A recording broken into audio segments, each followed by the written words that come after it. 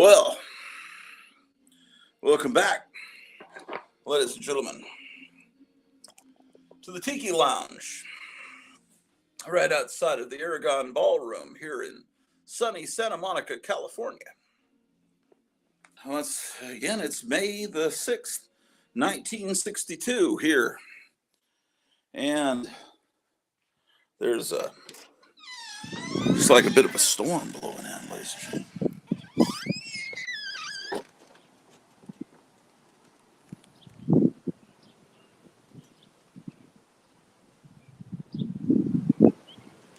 Yeah, there's a storm coming, ladies and gentlemen, here in Santa Monica, California. Here on Lick Pier, say this amusement park here in New Jersey. We've got a box that has arrived today.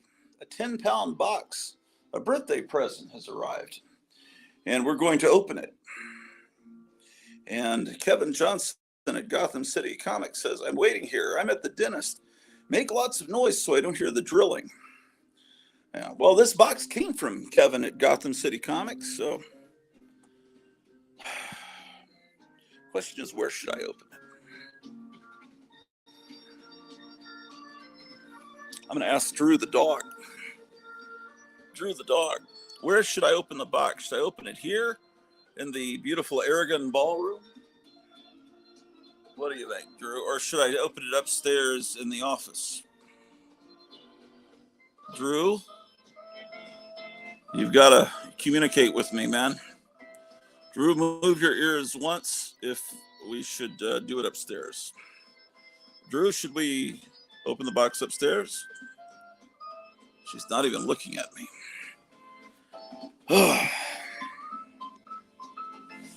All right, we got to charge the phone. Okay, I need scissors to open this box. Man, we got a new viewer named Monster Kid EC Fuzzbox, man. He lives in Japan. There's nothing cooler than living in Japan and your name, that your parents named you Monster Kid EC Fuzzbox. First of all, everyone that tunes into this channel is a monster kid. We all love EC Comics, and we all love 60s garage rock. So this guy is like tuned in right on my wavelength. My wife says, "Hi." And I have a sharp pair of kitchen scissors to open this box. Rusty. I need a drink, man. A drink of, what kind of liquid do I have here? Why, a bottle of water. Meyer Greenblatt says hello. He's one of 8 people tuned in. How am I going to carry the water in this 10-pound box? And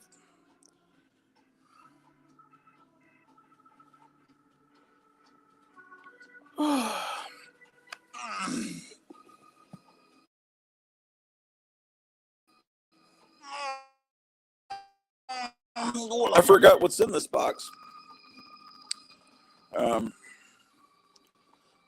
I know it's, I don't remember how much. I think it's like $200 worth of stuff. And $50 came from Captain Strangelove. He kicked in some money for my birthday. That was really nice of him. And the rest came from my wonderful wife. I'll turn off the light because every time I don't turn off the light, Greta Thunberg loses 1,000 brain cells. Okay. Well, we had an all-day film festival here, broadcast from the Aragon Ballroom here in Roller Creek, Virginia. And I'm sure that was a big hit.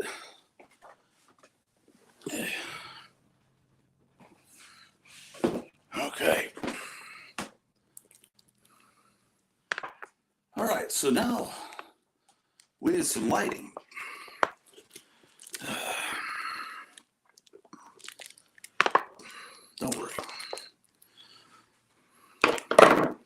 It's going to be all right. It's going to be all right. Don't panic, man. There's another light. Oh, I got to plug you fellers in, man.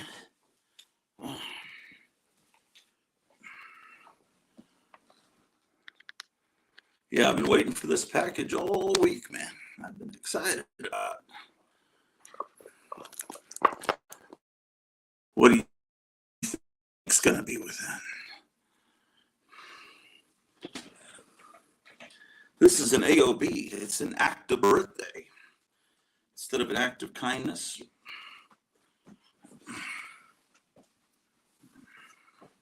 Yes.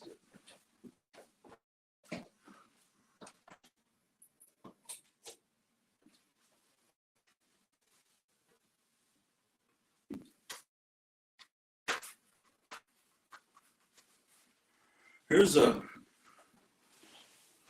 picture of my grandfather. Look at that, man. And I put this on the wall. It's actually a photocopy, but I framed it in a frame from Dollar Tree. It's my grandfather, who was a professional baseball player. Oh my gosh, what am I going to find in this box today? It's incredible.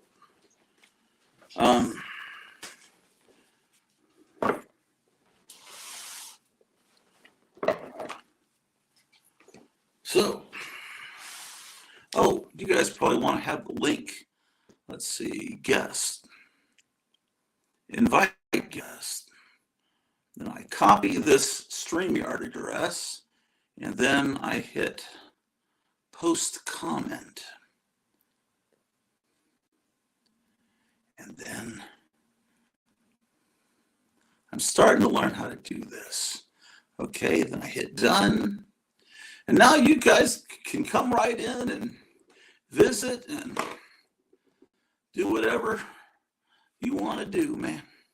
It's wild that people think you are going to blow up on them one day. So weird, says my wife. It was my grandfather that was famous for having the bad temper. I'm a nice guy. It's just, don't worry, people, a gratu doesn't bite. Well, I just bit into a sandwich earlier. Ham and whatever the heck it was I found. That's all right.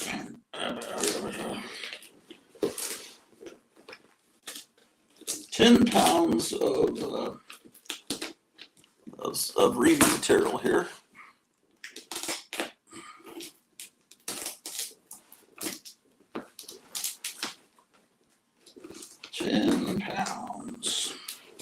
£10. Okay.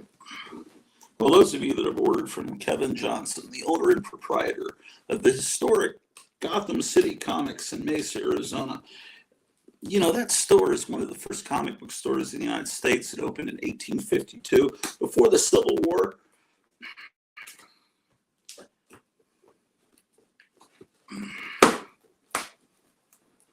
It's true.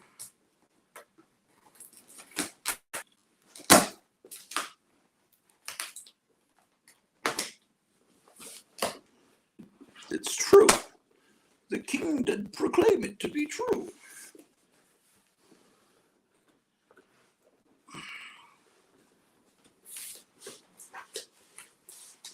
Let it never be forgot that once there was a spot, for one brief shining moment, that was known as Gotham City Comics.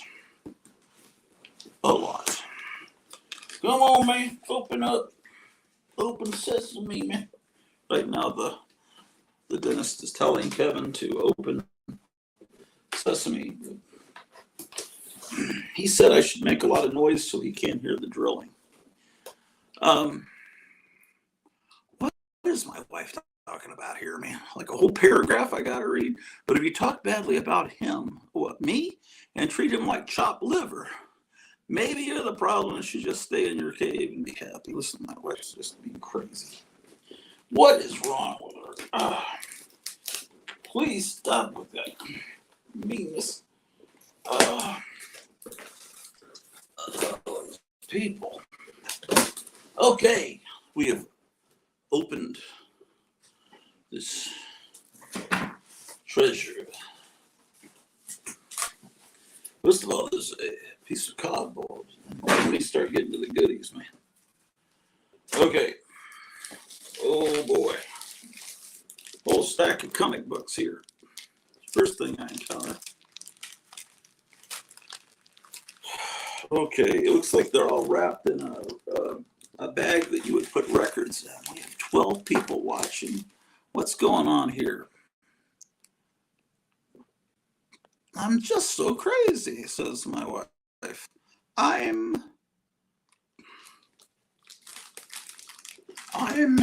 Reminds me of Monty Python. It's Meyer Greenblatt. CGC was founded in 1852 by Kevin's great-grandfather, H. Willie Johnson.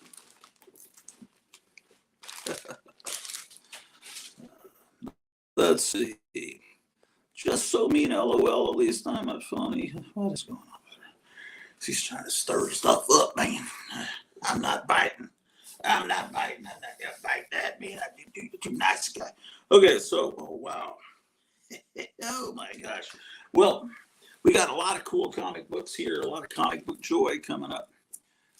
Look at this. It's a free comic book day. This is actually comic book size. It is not.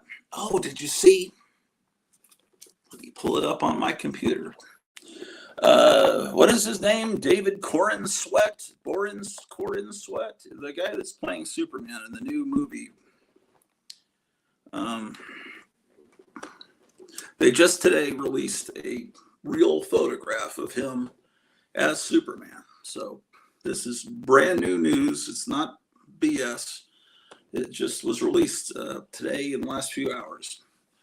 So people have been speculating, what is the suit going to look like? All these newbie people that only know Superman from movies made by that last guy say it's just a travesty. They're putting red shorts on and it makes it look so dumb.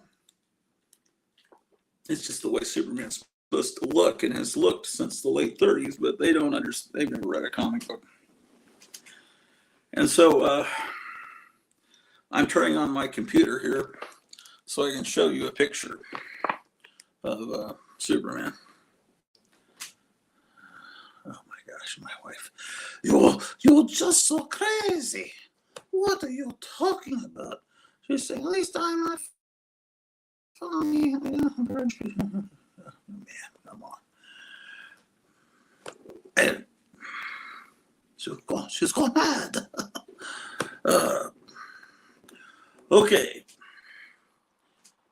Do you know that Coca-Cola in Russia is called Coca-Cola? Coca-Cola? Or is it Coca-Cola? Someone told me it's Coca-Cola. Okay. I'm going to show you something. While I'm waiting for my computer to boot up, let's look at this issue of Mad. It is a free comic book day book from Free Comic Book Day on Saturday. And I have no comic store near me, so Gotham City Comics has become my my neighborhood comic store, even though it's on the other side of the country. Okay, so in the 70s, EC Publications was bought up by Warner Communications, right? But William Gaines was still in charge of Mad, but it was owned by this big conglomeration. So the Mad paperbacks were released and had the little Warner symbol on them. And when Superman with Christopher Reeve came out, look, stuff is falling out. Look, a sticker from Gotham City Comics from John Goris he told me that he was going to put these stickers inside the Mad, and now they're falling out like subscription cards. That is great. That is one of the great John Goris illustrations. Mad, usually when they did a movie parody, they would get it out on the stands about 4 months after the movie was in theaters. That would give them enough time to see the movie and draw the parody and get the thing published, and it would be about 3 or 4 months late. But with Superman, with Christopher Reeve, came out in 1978. That issue of Mad with the parody of the movie came out simultaneously that December of 78, because they were using it to promote the movie. And so anyway, obviously Warner also owns DC. So what they're doing here, oh shit, I just damaged the book. Oh, I just damaged it. Oh, shit. Okay. Anyway, so it's what? This is a ripoff of something from National Lampoon. It almost looks exactly like the National Lampoon thing from about 1974. It was a comic book called Bat Fart, and I don't think Neil Adams illustrated it. He might have, or it was a DC artist that did it. And it was about Batman as an old man, and the Joker looked like that. But this is, yeah, these all seem to be superhero-related parodies from the history of Mad. And of course, they got to have do they have Super Duper Man in here? No, they don't. It's all comic book Superman and Justice League kind of stuff. They don't. All of this is parodies of DC superheroes. It's all a cross promotion. Here's another sticker from John Goris. Man, when it rains, it pours. It looks like it's about to rain here in. Okay, so we've got 16 people watching. What's going on in the comments here? Oh my gosh, would you stop?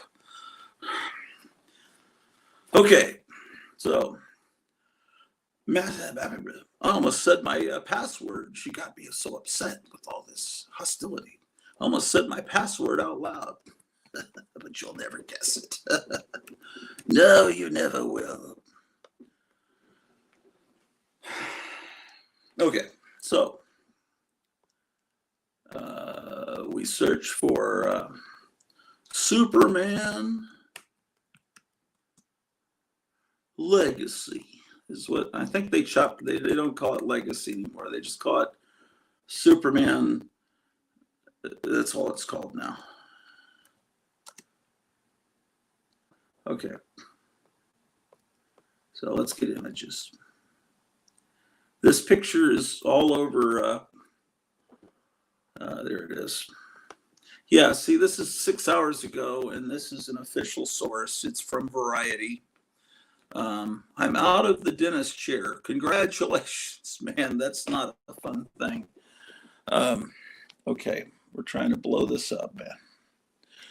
We're going to blow this up. Okay, James Gunn's new Superman suit debuts. See David Corenswet as the Man of Steel in new look at 2025 superhero film.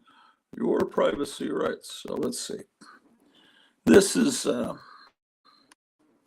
picture's bigger than that. I saw a bigger picture than that. Maybe they have a bigger one down here.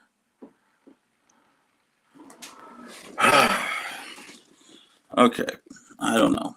The one I saw had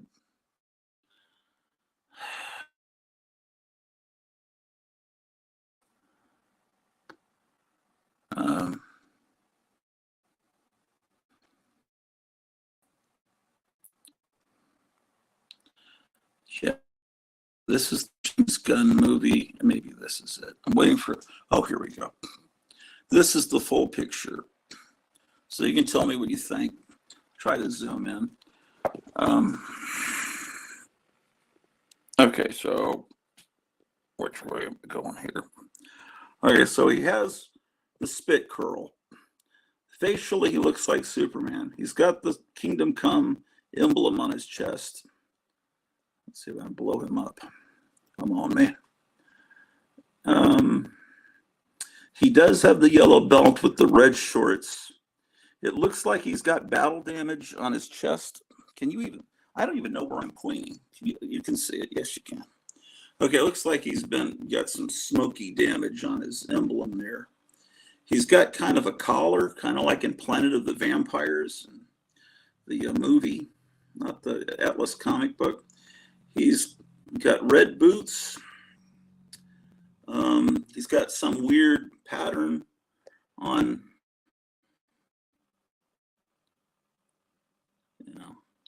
some alien pattern. I don't know. To me, that looks pretty close to what Superman's supposed to look like. I know everyone liked James Cavill.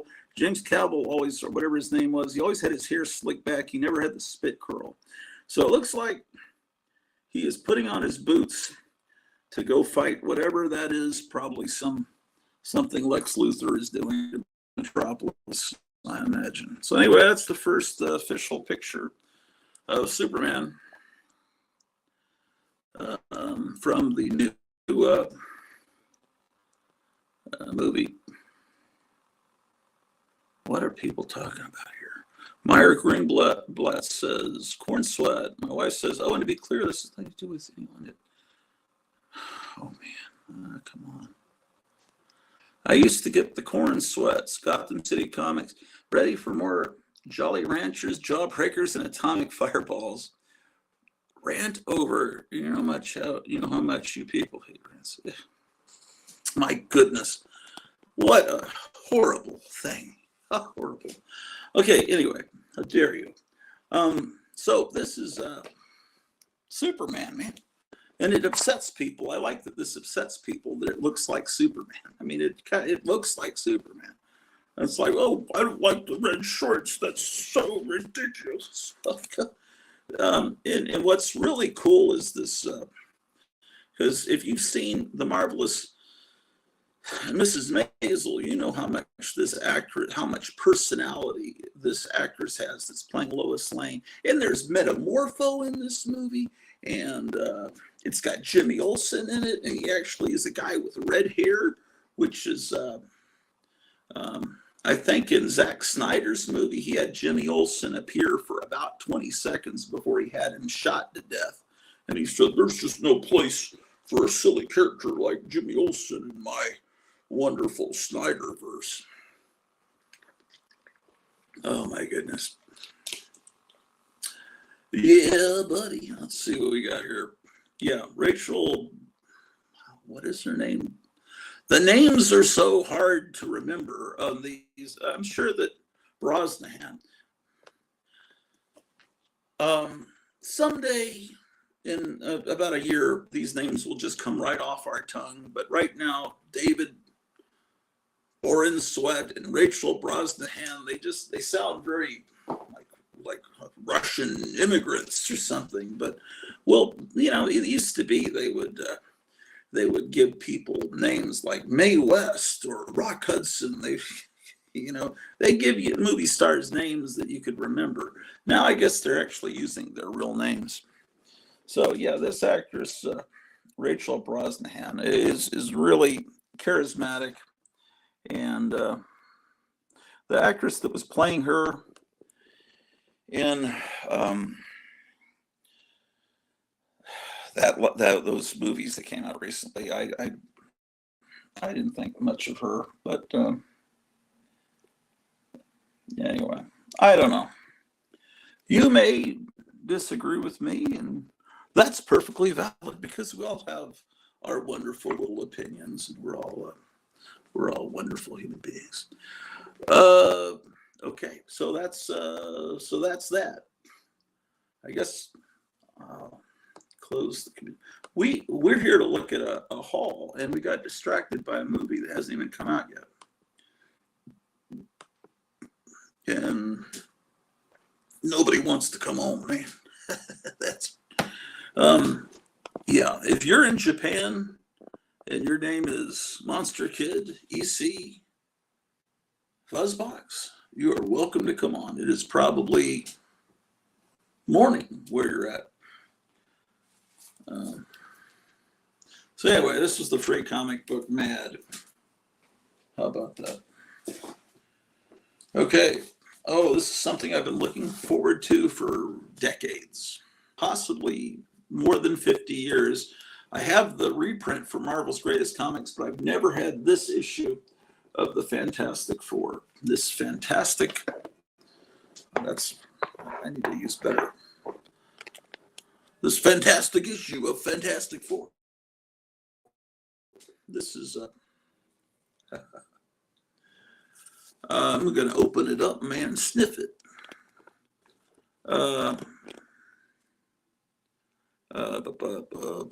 Gotham City, check the inside of that. Come on, come on. The inside of that mat, if you haven't already. Yeah, there's, yeah, well, scheisse. Yeah, there's a bunch of amazing John Gores stuff, and I've just stickers, and I've just put them with this other wonderful stuff that John Gores sent me. And all of this, maybe the stickers I'll put on comic boxes, but the other John Gores stuff has to go and has to be saved in a folder for his tremendous art. Tremendous. This is one of my favorite pieces. I almost feel like I should get a little small antique frame for that. Man alive.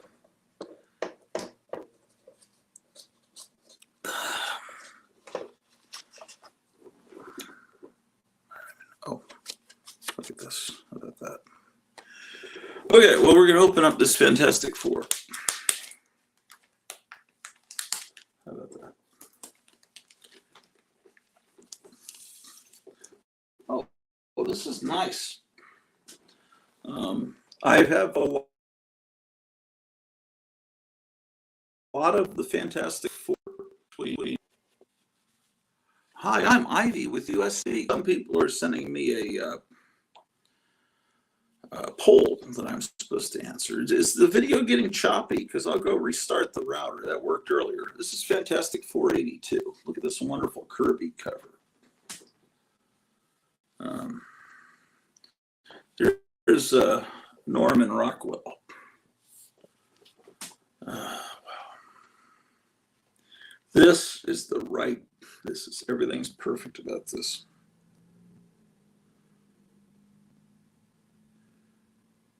January 69, Kirby and Lee were still together. Look at that, man. It's towards the end, but it's still great. Kirby wanted to raise, and Stanley said, we can't do that, but just draw fewer panels and it'll be like you got to raise because you won't do as many drawings. So that's why he's doing, 4 panels on a page and then a full page here. That's what's going on. Then another full page here, but it's beautiful. Paulo, Black Bolt had one of the best costumes Kirby ever designed. That is correct, sir. Yeah. Although that's a pretty, everything he drew was fantastic.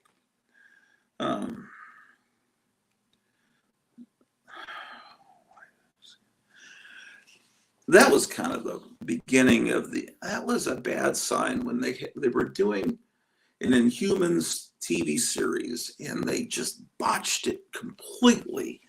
And that was sort of the first sign that things were going bad. Here's this Johnson Smith ad where they're just selling German World War II medals. Because you know what?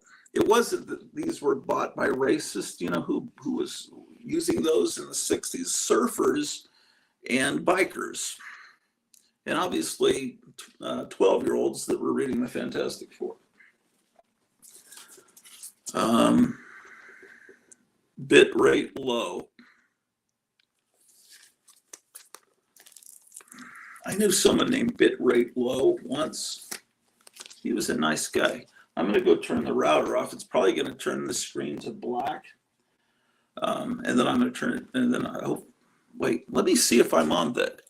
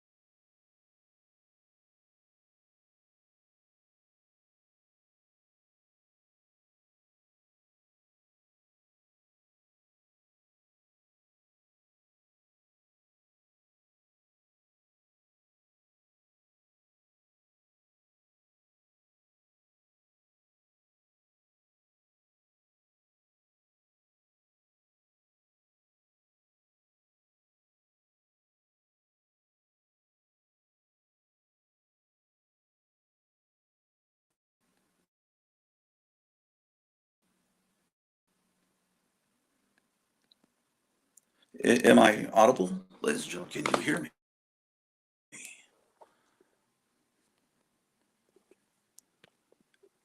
Can you hear me? Love that mad background. What are we talking about? Let's see what people are talking about here.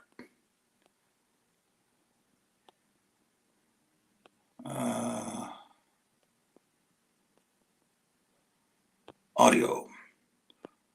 No audio. And my wife says, no sound. And the Great Legend Show says, Gotham City and Meyer, great to see you as well as Greta Orloff.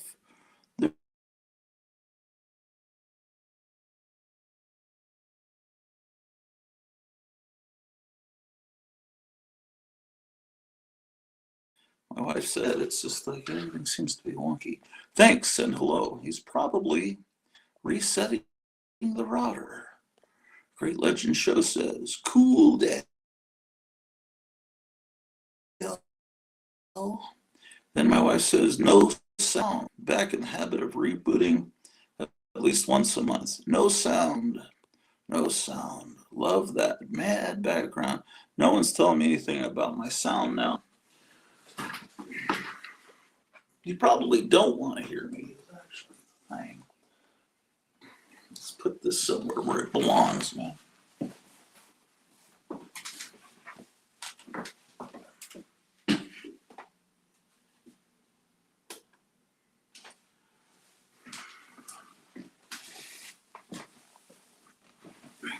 Each day. Oh, shit. What's wrong with you guys? You must be drinking or off your meds, possibly. Okay.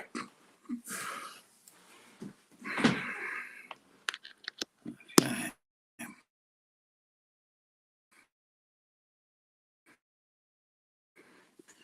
Yes. Hey, count loud and clear. And Gotham City Comics says loud and clear. And the Great Legend Show says, please remember to like this video. Hey. I'm sorry I disrupted your show, but I'm done. Gotham City Comics says laughing gas. Yes, laughing gas.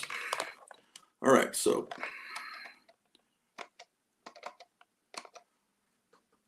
Apparently the internet's okay now. All right, fantastic.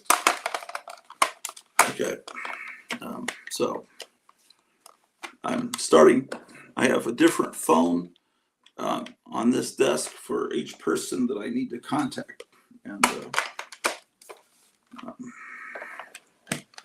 that one goes back here. Yeah, there we go. That's better. Okay. Laughing gas, indeed.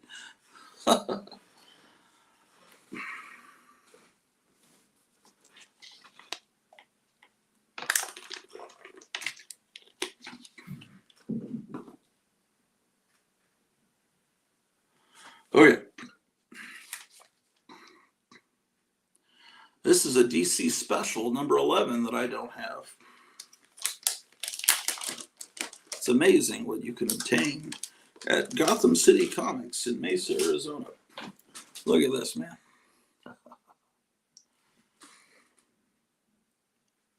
Amazing. The monsters are coming. The monsters are here. Beware, the monsters are here. Ah, wonderful.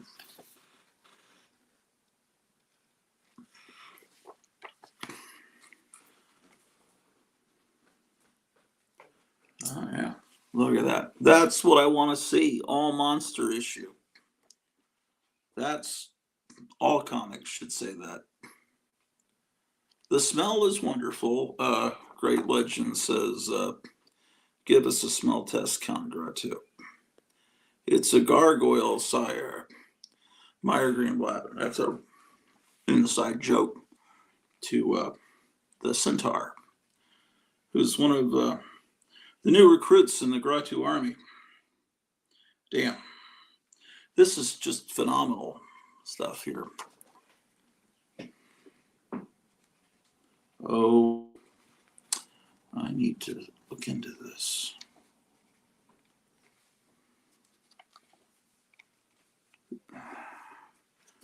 The Moon Monster.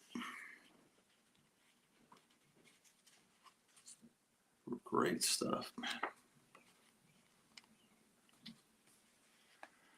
Really what this is stuff from the House of Mystery. Obviously, there's Kane from House of Mystery.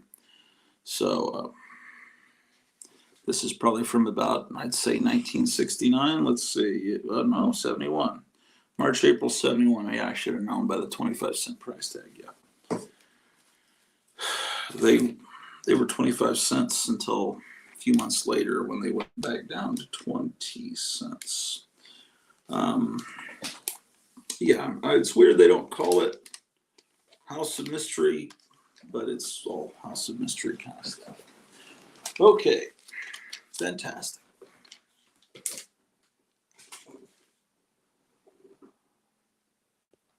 That is beautiful count. All those cool monsters, yes.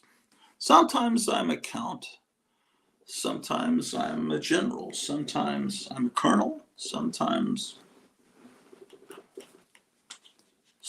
I'm an admiral.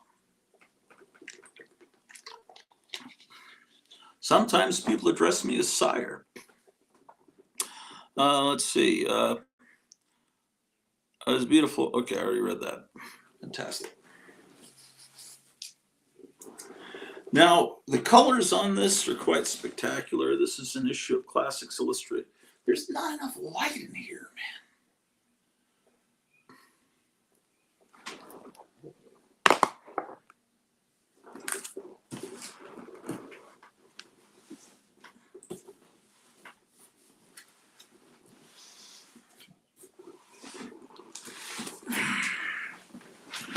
Is this better, Liz? Yeah, I think this is better.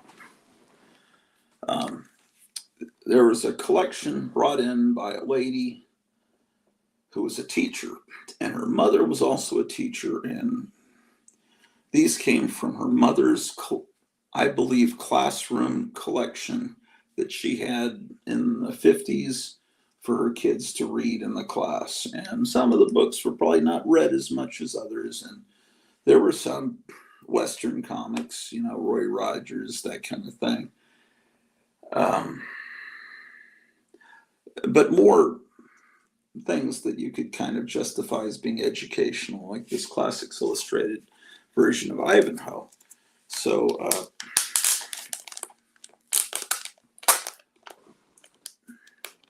the colors on this are very bright and vibrant. And you do not see Classics Illustrated with this kind of gloss and everything very often. Of course, most people don't really collect Classics Illustrated. The inside is a little toasty looking, but I'm used to that. Being from Texas, that most older comics are going to have a little browning because, you live in Texas and how they were stored. Of course, he's in Arizona. But yeah, the artwork in Classics Illustrated could range from really nice to, kind of shitty. And the cover is really nice, and collecting Classics Illustrated, it's kind of a weird thing to collect because they do so many reprints over the years. This is neat. You can get tattoos of your favorite cartoon characters that don't appear in Classics Illustrated, like Blondie and Flash Gordon and stuff.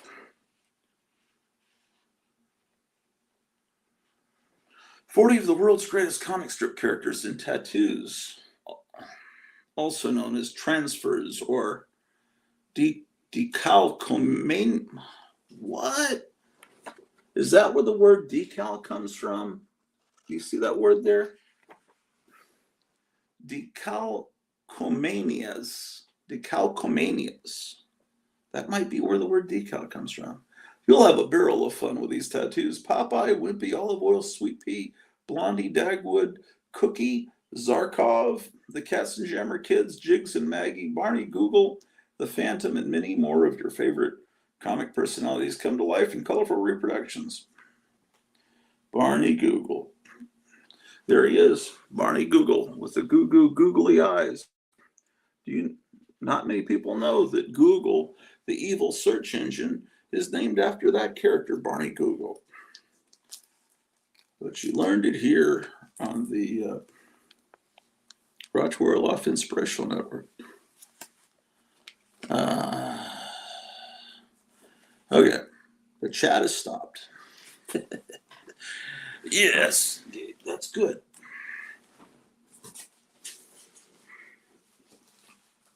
Okay, all right. I don't know if I want to open all these books right now. Or maybe I do. Here's Zane Grey's Stories of the West. This comic book collection was purchased, and I was real frank. Kevin called me, and he called Meyer, and he said, and Meyer picked out a lot of the Tarzans, and I got a lot of cool stuff from the collection. And if we hadn't have been there at that time, then like the next day or 2 days later, someone came in and bought all the rest, like over a short box full of comics from this era. We're all bought up by this one guy that's probably going to resell them at conventions or through mail order. But we did get a bunch of them. And what was my point? Anyway, while I was all worried, it's like, oh man, what are these comics? All of a sudden, my phone, an alarm on my phone went off while I was sitting in a restaurant trying to communicate with Kevin at Gotham City Comics about these new books he bought.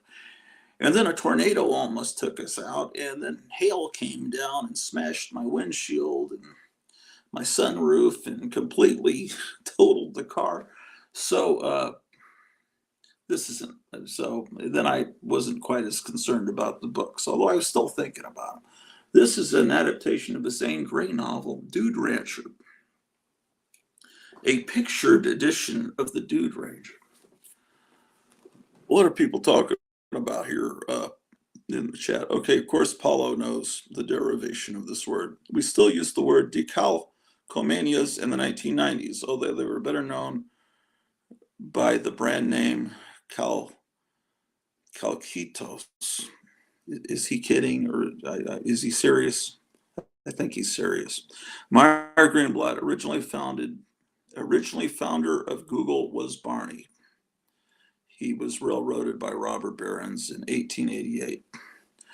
I wasn't really joking about Google because it's and the Jeep is named after a character in the Popeye in the Thimble Theater, later known as Popeye comic strip. But you all know that. Okay. Have you ever read a Zane Grey novel? I haven't. But I'll read the funny book version, man, because it's easier to read, man. It's not as many words. Artwork in this it's okay. This is what I'm going to change my name to John Slaughter. That's a great name. Kettle wrestling and outlawry of every sort had become so bad in Cochise County that no man's property was safe any longer. Oh, wow. This is going to be a fun book to read, actually.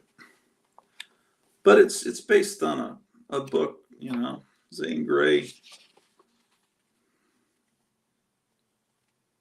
Yeah. How about that? Look, Dell Comics got a special trophy for being such good comics. And they are good comics because it tells you right here. Where does it say that? Dell Comics are good comics.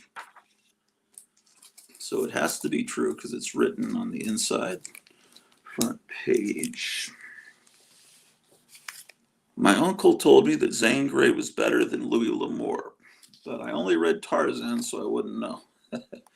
Yeah, why would you read Zane Grey and Louis L'Amour when there was over almost 100 Edgar Rice Burroughs books waiting for you?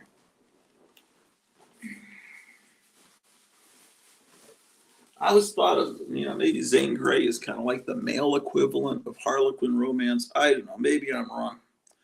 Okay, we can't look at all this stuff, so we'll just look at the front covers. Because then, if you have a special request to look at the interior, I can do that later. Here's Classics Illustrated, the Count of Monte Cristo. Beautiful. Here's You know, I think he just gave me this for free. I think this Gene Autry book, because it was kind of not in the best condition. And look, it's autographed by Charles Manson. And here's another Zane Grey, Stories of the West, The Thundering Herd. You know they're fine novels when they're comic book adaptations of them. Here's Walt Disney's Rob Roy, that I think this great Scottish hero is more famous as a drink, right? Isn't there a Rob Roy? I'm not a drinker, really, but it seems like I've heard people order Rob Roys. And I don't think they wanted this guy to come to their table, although maybe some of them did. And here's Robin Hood. Walt Disney's Robin Hood, but it's not the fox, it's a real human.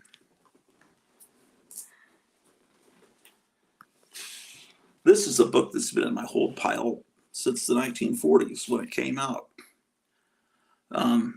Red Ryder, which people of today know Red Ryder from A Christmas Story, because he wanted a Red Ryder BB gun.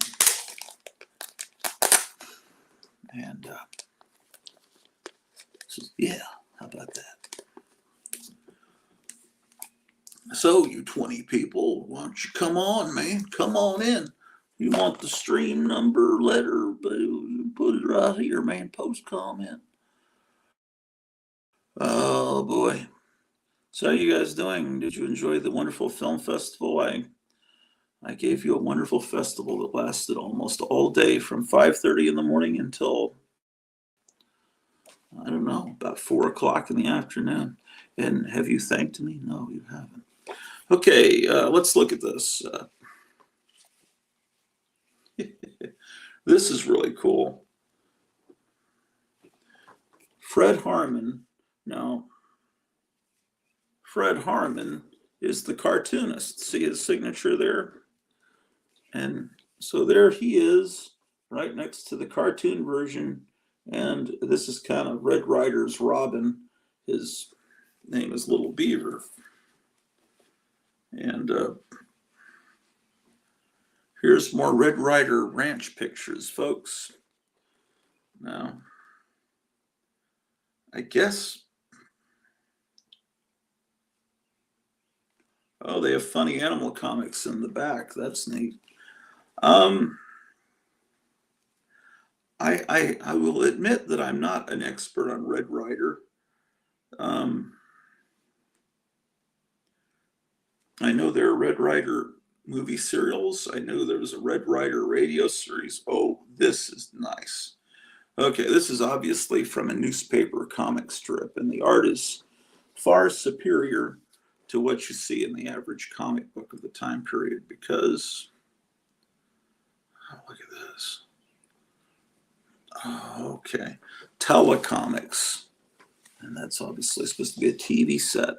So that's when TV was a futuristic thing. So let's see what the actual date is on this. Red Ryder was popular for decades. It's just forgotten today. This is from 1947. Yeah, television was on the scene. There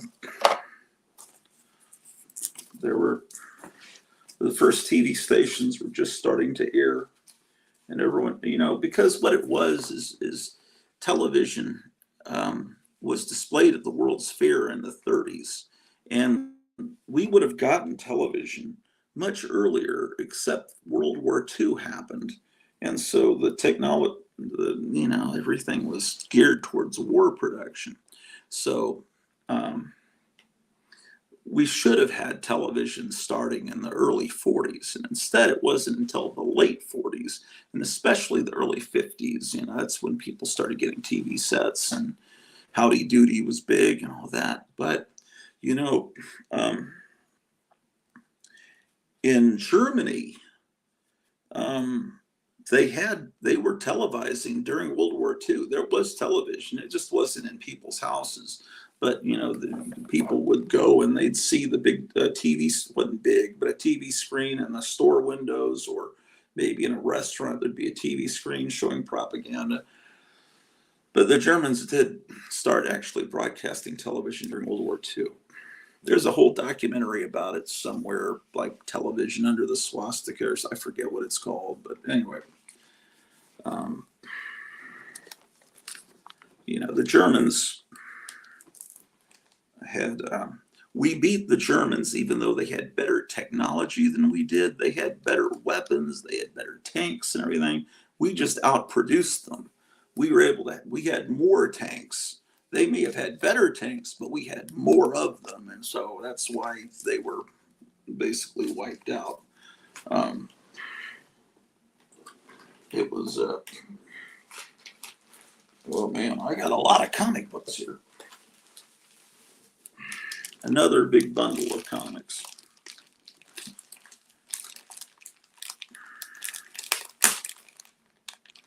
I don't really even remember what I got, but it was all a big feeding frenzy. And there's still a bunch of stuff I have there in my whole pile at Gotham City. I just gotta. Oh, and he was telling me earlier, Kevin was telling me, oh, there's another EC Fan Addict magazine that's coming out, and he just ordered it, or is about to order it. So if you want a copy of the last issue of EC Fan Addict magazine, it's a thick, it's like a soft cover book. It's square bound. It's not like a typical magazine with staples. Roger Hill was a major EC comic collector, and he did fanzines, really good ones. And he passed away about 4 or 5 months ago. And so I guess he finished this issue before he passed away, and that's the one that's coming out. And there was another thing that's coming out that reprints. What is that monster magazine? I've never had a copy of it. I think it's called World's Famous Creatures. They're reprinting that. So what is going on in the chat here? Oh, people are telling me, they're lecturing me about what I need to know here. Let's see. Rob Roy is a Scotch-based cocktail. Yes, good. LOL, I love a mockery of narcissism. I don't know. What are you talking about? Is that a movie? Okay, here's a Tarzan book. You know, you can pronounce it Tarzan, you can pronounce it Tarzan, you can pronounce it either way, just so you know. In the Ron Ely TV series from '66, they pronounced it more Tarzan. Wyatt's Dell, and it's a 52-page magazine. Oh my gosh. This guy, you talk about looking AI, that guy looks, who is this guy? There's a whole kernel of wheat in every Wheaties flake.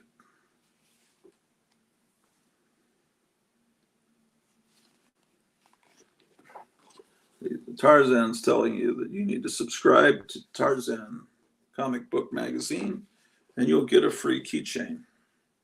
Just like the keychain that Tarzan carries in his loincloth. Ooh. Whitman coloring books. Look at that. You could have gotten a I Love Lucy coloring book and a Bugs Bunny one. Roy Rogers. This is, I like to play this guessing game. I'm guessing this is 1953, and I'm going to guess July of 53. Let's see if I'm right. March of 54. I was wrong.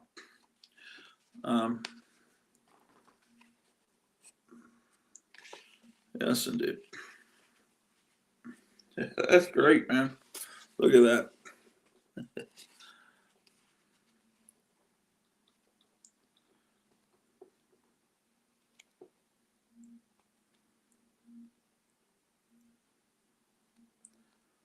I've got some John Carter comics by the same artist, put out at the same time.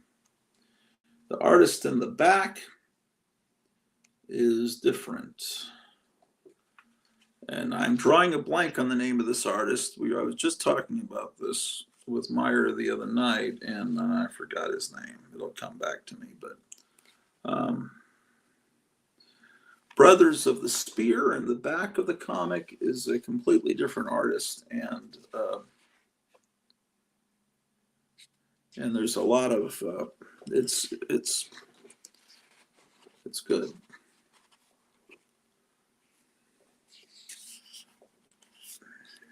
Jesse Marsh, thank you.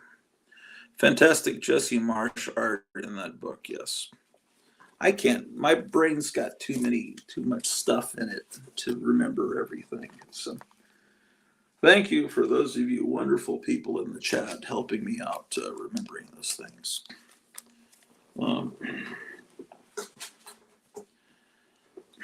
Here's Lorna Doone. You know, these classic books, Rob Roy inspired to drink. Aren't there Lorna Doone cookies? Am I wrong?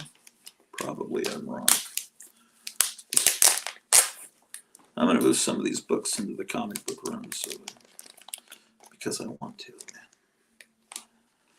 Let's see. Meyer Greenblatt says, Marsh was a Disney artist before he was signed by Dell for Tarzan. He drew Tarzan longer than anyone, 47 to 65. 1947, man, a great year. That was the year I was born.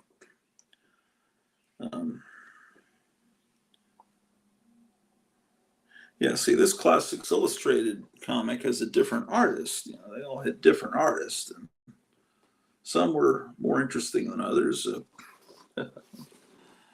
He also drew Gene Autry.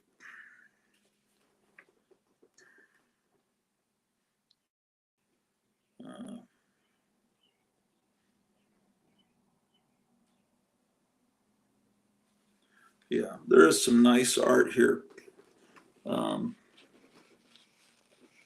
I would almost call that good girl art, but not quite. You know, this is 1946, but no, it could be later. It's issue 32, but see, it's issue 32, but on the back they go to you see the numbering goes up farther than 32, so that means that this is a reprint. And there was Lorna Doone from the band The Germs. Nice lady. Oh yeah, The Germs. Thank you for bringing rock and roll into this broadcast, because it is imperative that this show branches away from being perceived as a comic book centric show. Although I love comic books, don't get me wrong, I want this to be a Monster Kid channel. I want this to be about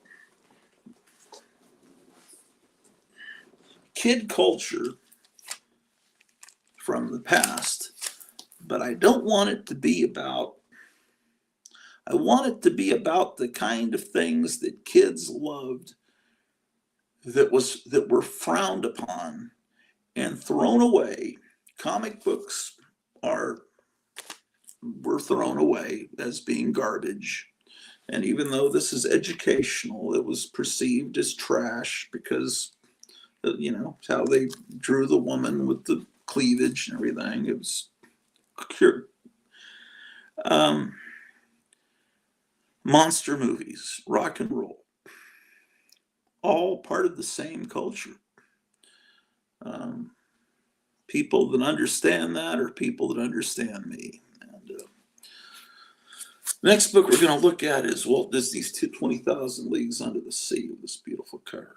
I guess no one wants to come on and talk to me. I am now hated in the nation, persona non grata.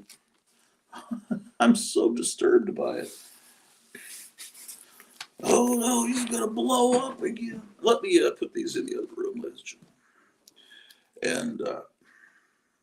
And I'm going to be thinking about Donald Trump every step into the other room and every step back. And if you hate Donald Trump, you need to unsubscribe.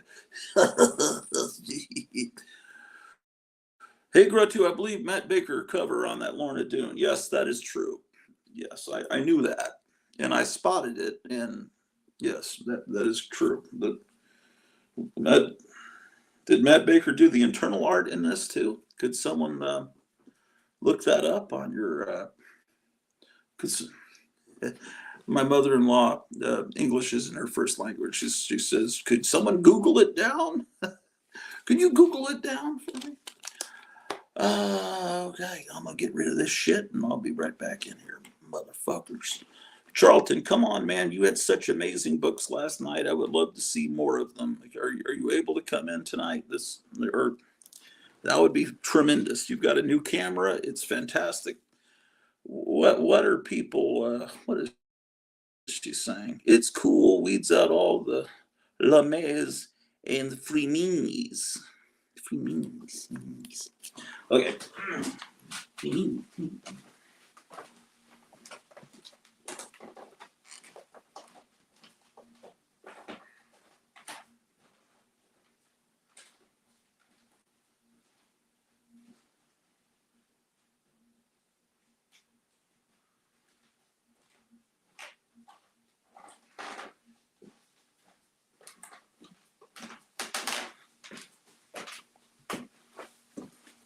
Nobody's coming on me.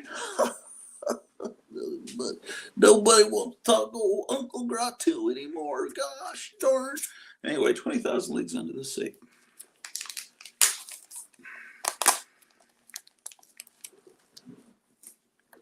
Okay. It's incredible. Number 614. No, there were not 614 issues of 20,000 Leagues Under the Sea. This is you know this. It's a comic called Four Color Comics, and they would, that's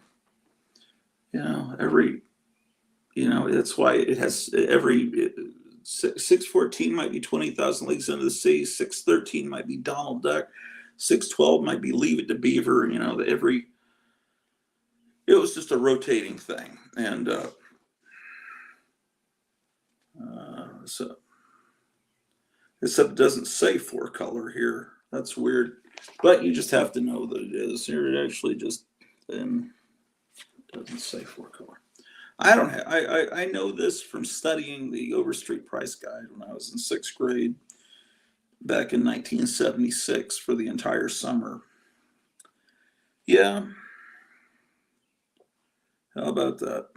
They got rid of this ride, I think, at Disneyland at Disney World, didn't they? I think so. It's too cool for modern people.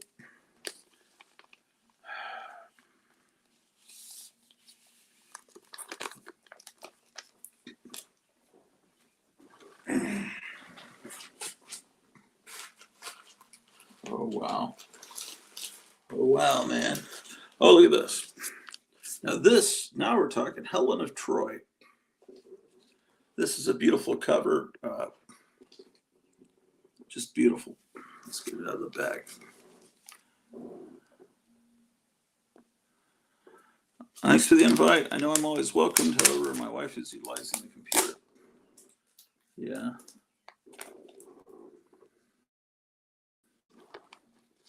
But, yeah, I'm using the phone. Helen of Troy. This, you see, you just never can tell with Del. Here, the artwork is great. It looks like, who is this artist? Someone out there will know. I mean, it's based on this movie from Warner Brothers, Helen of Troy, but the artwork, I'm not saying it's Al Williamson. It's clearly not Al Williamson, but it's very much like Al Williamson, very much inspired by Alex Raymond. It's not quite there, but you can see the Flash Gordonness in it. Yeah.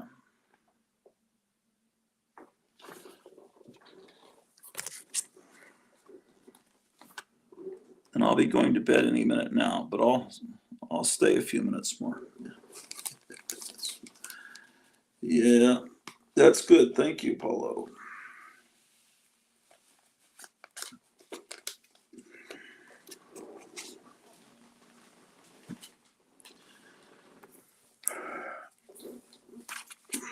Oh, so here's another version of 20,000 Leagues Under the Sea, not based on the Disney movie, but on the actual original novel.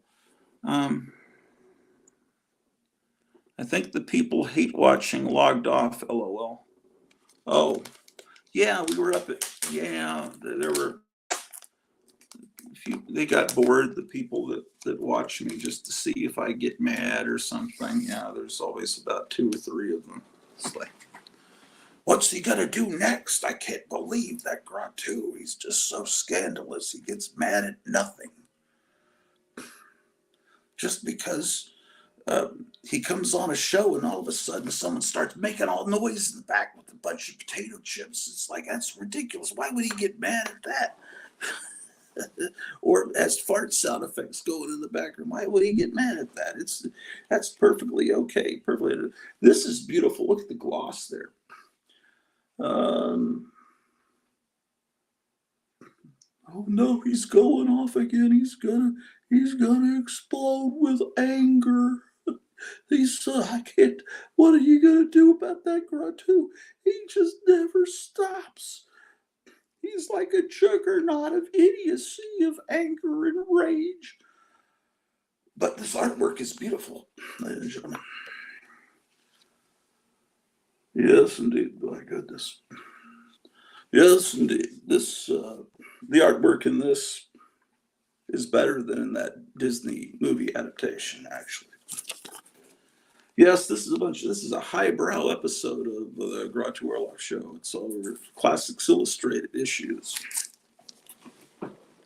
Maybe that's why people left, because they're stupid and they don't like these intellectual comics. That's why we don't have 22 people anymore. We have 19. All the dumb people left. And that's a shame, man, because I'm about to show some really dumb stuff here in a minute. What's going on? I'm going to retire because I don't need the drama. Unbelievable insanity, man. Okay, yes.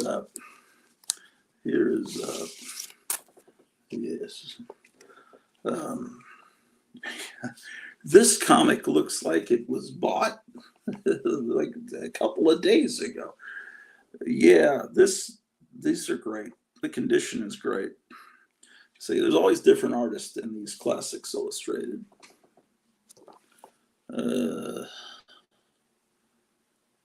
Yeah, Meyer. What you talking about, Meyer? Let's see.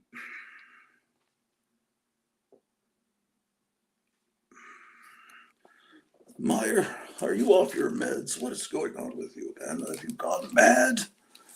It's that man is mad. What an insane individual. Speaking of insane, look, the man in the iron mask. That's great. That's what people want to see happen to Gratu. They won't shut me up. What are people saying here? That's pretty much what we don't do.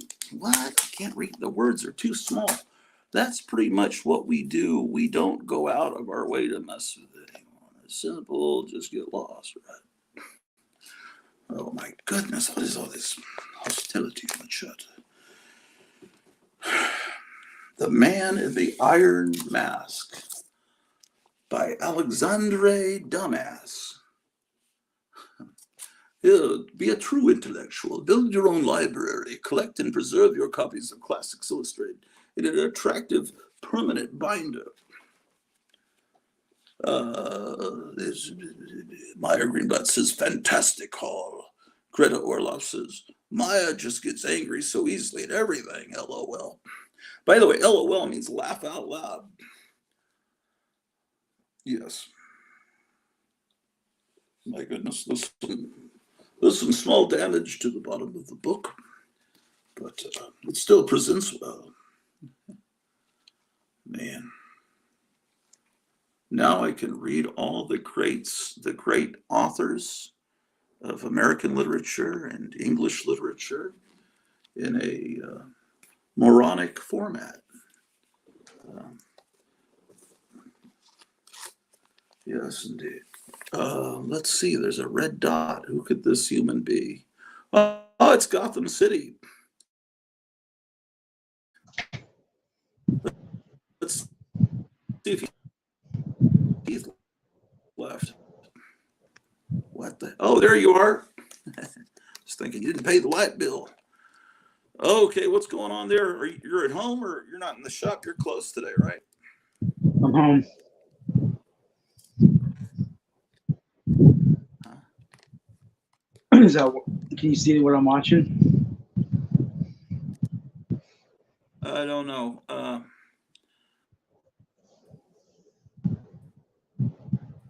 I'm trying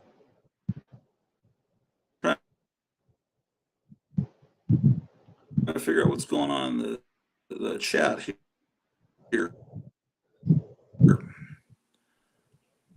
Paulo says Alexandre Dumbass was a successful theatrical producer, but he was always out of money because of his lavish lifestyle. And then my wife says, just make sure you show us more, Gratu. You go too fast. We want to see the man in the iron mask. Because I'm eager to get to the other books here. Okay, do I see what you're watching? Let me put it on a bigger screen so I can figure that out. What is it? I cannot see. I see the Star Wars logo on the right corner. These are a bunch of masks. Yeah, it's a slideshow. 3,000 masks. Oh yeah, you told me about that. Paulo says writing novels was more of a side gig for him, but it's what people remember him for. And my wife says lavish lifestyle sounds fun because we live like paupers here in rural Retreat, Virginia, the armpit of the United States. I'm writing down lists of masks that I want to search out for. Oh yeah, there's old people.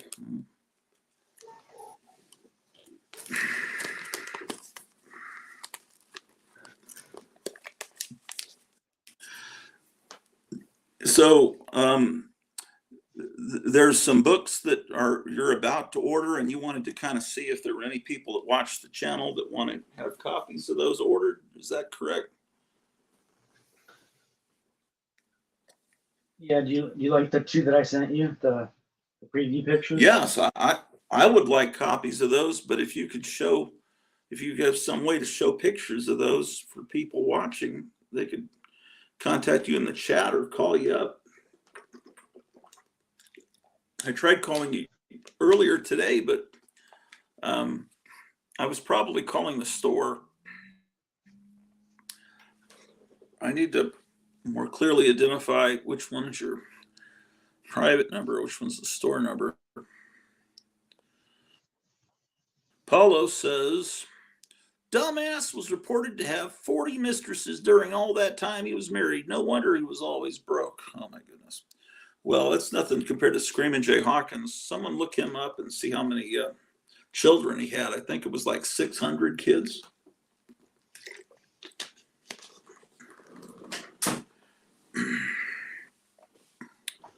Poor wife, says Greta Orloff. Yeah, she married someone named Dumbass and had to take his name. So, she lost all the way around. At least she could have married someone that had a cool name. Okay, well, I'm going to. Here's a movie. Well, it's a book, but I watched the 1939 Merle Oberon movie with my wife about a year or two ago, Wuthering Heights. She loved it. I mean, it doesn't have the whole book in that movie, but it's a great movie. Laurence Olivier. That's a whole lot of child support. I'm going to switch back to full screen. What was that one with the Curse of the Demon cover, that Monster magazine? Is that called World Famous Creatures? I'll pull it up and get into my account right now. Let's see. Okay. Myers says, I'm enjoying just watching. I'm feeling a bit camera shy today. A lot of screen time over the weekend. Yeah. I would put I was trying to find the cat in the house because I wanted to make sure I wasn't going to lock the cat in the garage accidentally. And I just let Meyer keep going. I didn't even tell him I wasn't at the and so he was probably asking me questions and saying and realizing I wasn't there, and he had to just keep stalling and telling stories, and everyone was loving the stories, but I guess that is kind of a dick move on my part. I didn't even tell him I wasn't there. I'm going to watch that part later, but yeah, shit like that after a while, you get a little bit but I may pop in if I get a wild hair up my ass. Here's Wuthering Heights. Oh, shit. Let me give myself full screen. And then when you find that picture, let me know and I'll give you a full screen there. Wuthering Heights by Emily Bronte. Oh, and here's the Man in the Iron Mask. Look, this is it's two different versions of the Man in the Iron Mask. This one, this one? Look at that mask. How about that?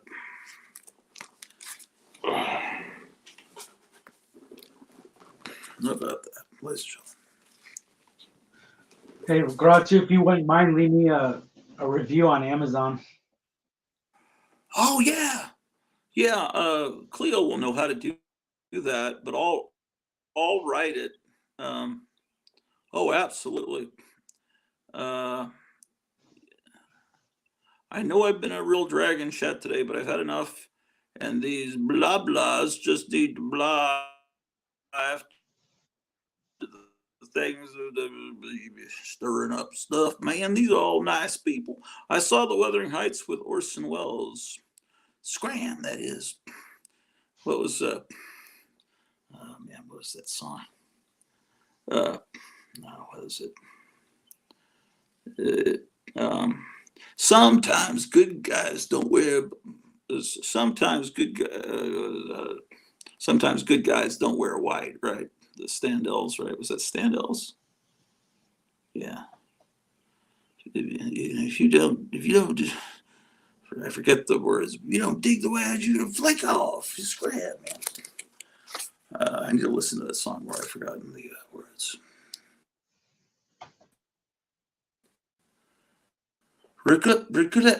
Regrettably, I must go. Good night, every night. Sleep tight, and pleasant dreams to you. Here's a wish and a hope that all your dreams. Love your channel, Gratu. It gives me happy feeling inside. Sigmund Ooze, you need to come on this channel like right now. Let's see here.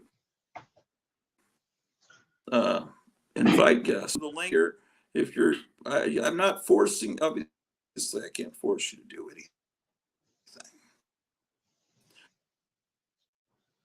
Okay, I found the fan. But if you would like to come on, no.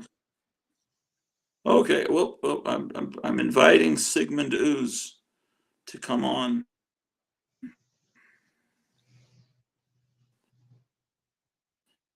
Because train, we just drive a van into the town square and start, pulling people in and recruiting them into the army.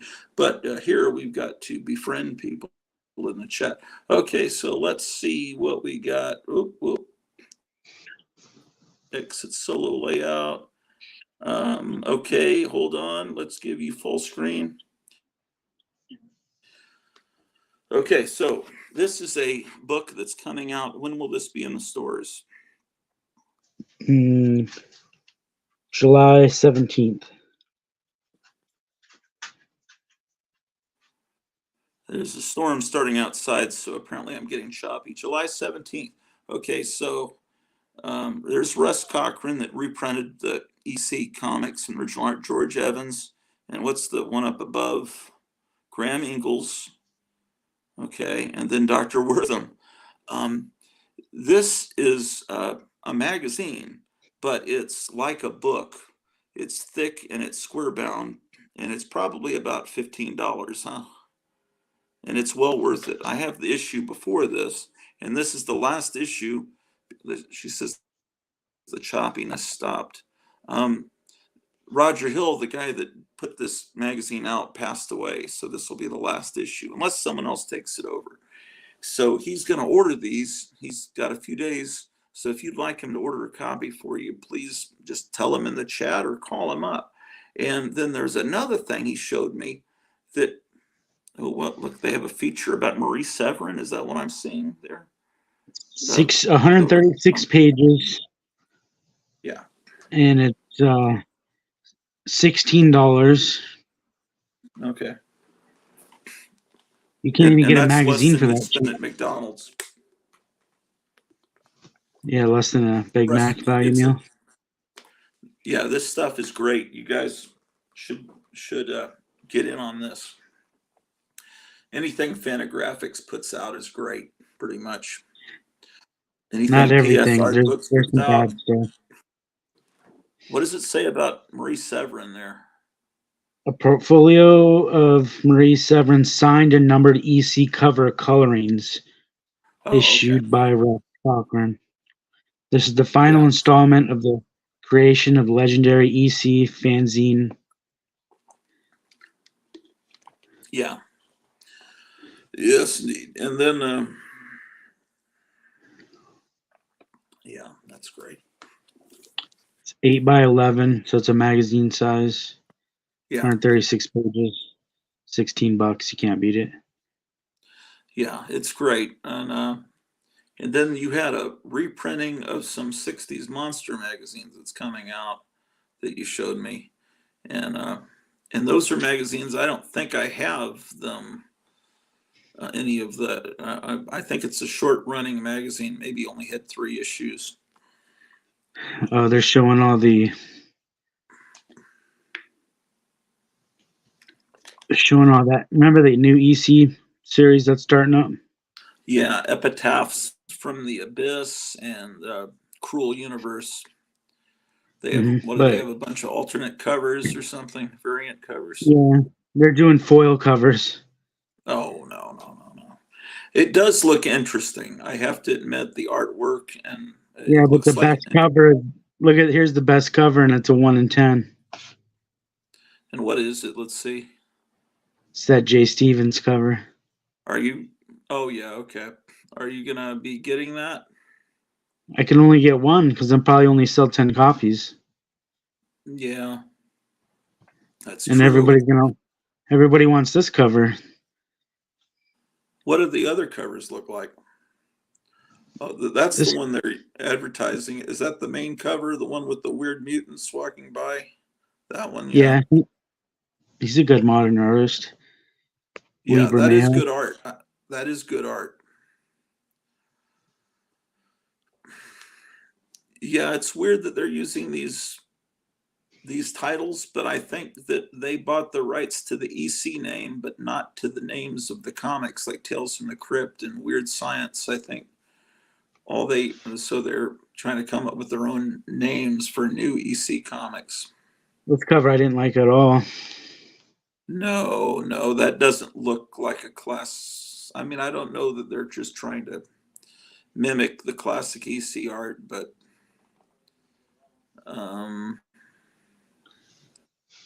yeah. I'm not going to get over that one. And then they did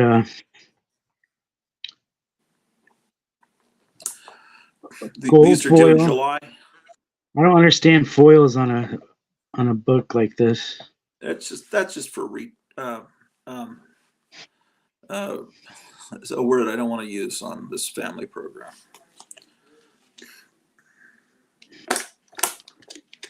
Yeah, it's fine if you love foils. Everything's fine. The blanks It's might your be cool truth. because I don't like this trade dress really. Yeah, it's their attempt to do Tales from the Crypt. It doesn't roll off the tongue. It's kind of I would rather just the EC logo right in the middle, and that's it. yeah.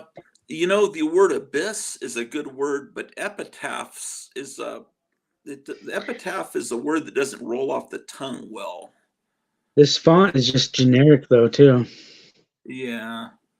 The abyss almost looks like the crypt lettering, but the epitaphs should be. Yeah, I I don't agree. like this. I don't like this A. It should have been more like an A. Yeah, It's almost yeah, like it could be an R or something. yeah, yeah, yeah. Meyer Greenblatt's talking about peanuts and 13 Ever loyal viewers, maybe. We still have 13 people. Well, that's more people than Jesus had. Oh, I don't want to be blasphemous, but one of them's my wife, so there's just 12 people. So, So yeah, and then the 1 in 10. That's the best one. yeah, yeah. And then we have what's the 1 in 20? The Yeah, 120 is just a black. I sent a message to Jay Stevens on Instagram to ask if he'd want to come on the channel and a long time ago, but then I noticed that it still says sent. He hasn't read it yet, so he must be incredibly busy. I tagged him in a post and he read it. No, cool.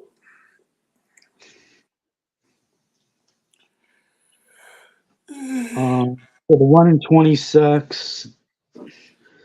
I think the 1 in 50 might have been. Let's see. Okay. Try to help me, Kevin, because you're on this. You run a store and people come in that are monster lovers. Hopefully, I'm trying to steer this channel more in the monster direction, the monster kid direction. So if you get major monster collector people in, if we could, the guys that put out Monster Bash, whatever. I want to get more monster people in here. And this morning, my Cleo was talking to this guy in Japan on the stream that I had going today, and his name is Horror Kid EC. Horror Kid EC Fuzzbox. And I want to see. That would be cool to have someone from Japan. Come on, providing. That's the 1 in 50 cover. Huh? This is a 1 in 50 cover.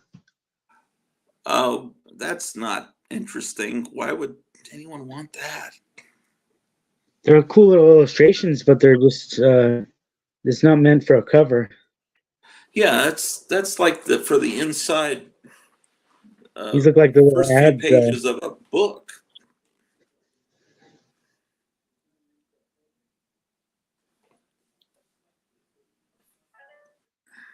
Yeah. So these are rolling out in July, right? Let's see. This is July 24th. Okay. So it's a ways away, but you're ordering now for this stuff. Yeah, no, we have to look at that other book. There's some here's a bunch of pre-code stuff right here.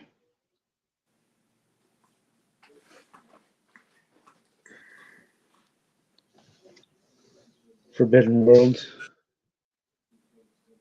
Oh, okay. These are PS art books. Yeah, that's what I was thinking of. Yeah, yeah. But These are those they're $33 not ones. pre-code. Oh, what is that? That's cool. Dynamite 6 through 9, 54, 1954. Right before the comics code came in. And they I do don't a know slip. much about that book, but I imagine it's great. There's Daredevil Battles the Claw. Okay. That would be something I would like. Didn't you These get are a the expensive giant ones. book last summer of Daredevil versus Hitler? Did you keep that for your own collection or It's on sell it? Amazon. It's I for put it on sale on Amazon. Amazon? This one right here is $53, and it's only 184 pages. How much are you selling the one on Amazon? Probably cheaper than that for more pages too. Oh, really? That's why some of Yeah, these you got to be careful not just order everything because some of them are not good deals. yeah, yeah. So what else do we have? Oh, there's Thunder, King of Congo. Yeah. Don't I have a Thunder in this box that I haven't gotten through the box yet. I'm still unboxing here. Let's see Uh, more of the box. oh, there's so much coming out. There's so much coming out that nobody knows about because all they see, most comic stores don't order all these cool things. And so you don't really realize that there's a lot of cool stuff coming out, but it's all old stuff. It's all stuff that's 60, 70 years old. But Mystery. almost don't want to know that it's coming out, you know. Because who knows where the country will be in July as far as it's every day worse things happen. Who knows what oh, there's the is that the facsimile of the first Black Hawk or no? No, it isn't. It isn't. That's PS Art Books, yeah. This is Quality Comics 24, 25, and 26 for $33. Pretty neat. I just don't think it's a good value though. Yeah.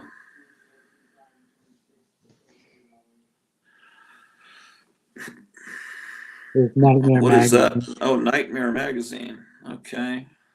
All right. This is 1971. It's just one issue, issue 6. Just one issue. Yeah, for $23. But you could buy the original magazine for about that, couldn't you? Probably that's why I'm saying you got to be careful when you're ordering this Yeah, stuff. there's that's about what the original comic's worth, maybe not even that much. I bet you could get that issue for $12, the original one from 1971 if you looked. Oh, and Marvel announced today that their miniseries, they're at least going to go 10 issues from now on. What have they been stopping at? Well, Punisher stopped at 4. That's ridiculous. Well,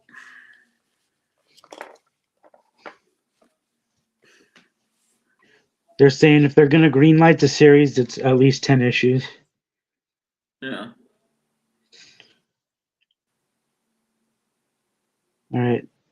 What was the last one? Plastic Man we just saw? Yeah. There's Silver Age Classics Space Adventures. Yeah. This next one was interesting. It was it's $18 though because it comes with 3D glasses. Oh, brother. Captain 3D.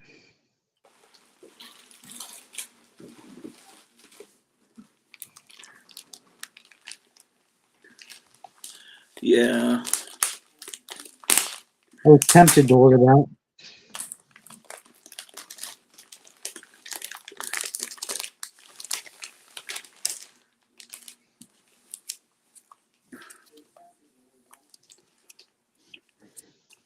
Oh, I forgot I got the Horror Mike book.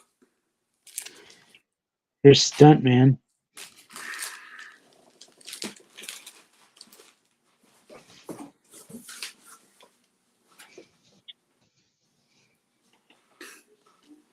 Stuntman #1 for $16. Looks like they raised their prices. Yeah. Everybody's doing that. but they're really flooding the market with stuff that's not really that much in demand, I think.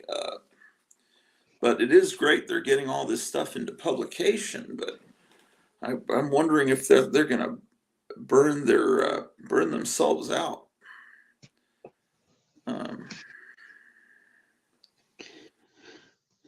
Yeah, I passed on all that unless you guys want one of them.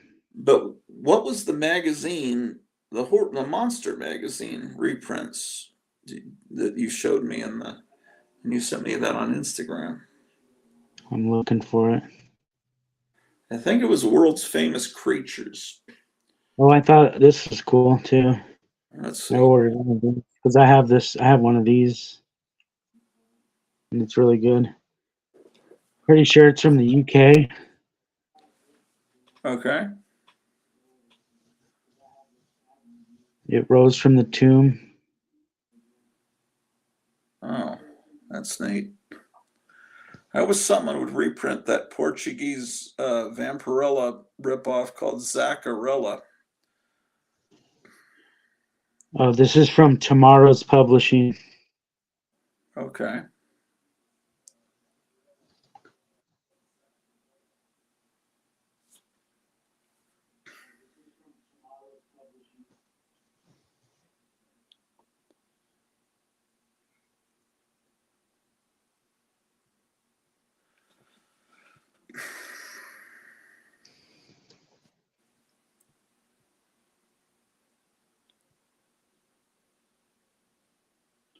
There's Shutter. Ordered that.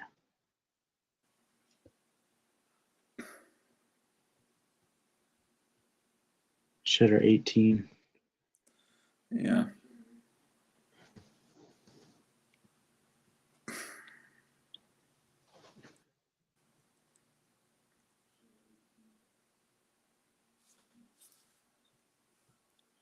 What do you think the name of that magazine was? I Monster thought or it was something? World's Famous Creatures. I'll just write famous. Yeah, Could there it be. is. Complete World Famous Creatures hardcover. Okay. That's it. Here you go. Monster Kids Rejoice. Coming at you from the earliest days of Monster Mania, World Famous Creatures magazine was put together quickly and cheaply to cash in on the popularity of Famous Monsters #1. Title lasted just 4 issues, 2 in 1958 and 2 in 1959, much sought after by Monster magazine collectors. The issue contains tons of larger monster stills, foy-like puns, and cut-out monster masks. Publisher even tried to copy Warren's Captain Company by offering many mail-in order monster items. There's also early John Severn art in the monster mix. Here's your opportunity to have the entire complete run. World Famous Creatures take you on a nostalgic journey to the beginnings of what would become a national monster craze. Collects 1 through 4. Yeah. How Do you much is own that these? selling for? Do you already own these? No, I don't have any of those. So it's $60 for that. Okay. When is that coming out? In July? This is weird because I don't like when it shows me this. What? This purple triangle right here means it's back ordered. Already backward? But it's saying it came out July last year. But why is it in this month's previews? Unless it's going to a different printing. Oh. It's 288 pages. I was totally unaware it came out. Who's putting We it can out? look it up, see if it even did come out. Yeah. It's put out by Fantico Enterprises. Okay. You just want to make sure it doesn't look like photocopies inside. Yeah, they don't let you. They're not going to tell you that. Yeah. Unless you could find it on eBay or somewhere where they let you look at some sample pages of the inside. I'll look it up. Why don't you show some more of your stuff? Yeah. I'll look it up on eBay right now. Okay. All right, so a few more Classics Illustrated. You got the Odyssey, and then the Scottish Chiefs, and then an earlier version of the Scottish Chiefs. And I think I already have this issue, but not in this condition. These are really, you don't see Classics Illustrated in this kind of condition, like I said earlier. The guy that bought them, he wouldn't even normally have bought those from me, but he saw the condition, so he was like, I'll buy them all. Yeah. Is he planning on keeping them or reselling them? No, I think he's going to resell them. Okay, Pre-Code Horror Comics Original Art Edition. This is edited by Mike T. Lydon. We know him as Horror Mike. What number Dare did you you to get? see these terrifying tales, prelim and original cover art. Okay, so I've seen this book when Kevin from Gotham City Comics has come on, and he showed it, and I think Horror Mike showed it on his show either last week or the week before. Horror Mike's show on Friday night is one that I can very rarely watch because I'm married, and Friday nights usually you can't watch shows like that. Not to blame her or anything, it's just the way things are. So it says, for the first time in one volume, enjoy 12 pre-code horror comic book stories in their original art form, rendered by a wide variety of artists. So it looks like a real book. It has a UPC code, all that. So what he's done is he's got a picture of the cover, but this is the original art here on the side. Now you can see how the numbers are pasted on. Excuse me. So, this will be interesting.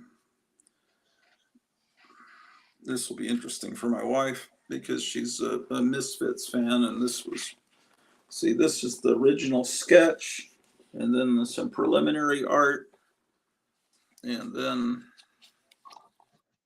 the actual original art there, and then the printed version of this cover that was used as a, Glenn Danzig is a big fan of comic books, and he used that imagery in horror movies, and he used that imagery on a Misfits record. But so where did he get all of this? It's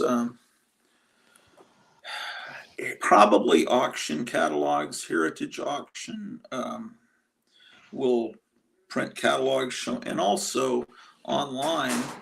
I think if you have a subscription and you're a high roller that buys original artwork, they put high quality scans that you could really zoom in on to original art so that you can decide whether you want to bid on it or not. And I think he must have been downloading these for years and saving them in a file, and then he had this book printed just with all, and it's a really neat thing.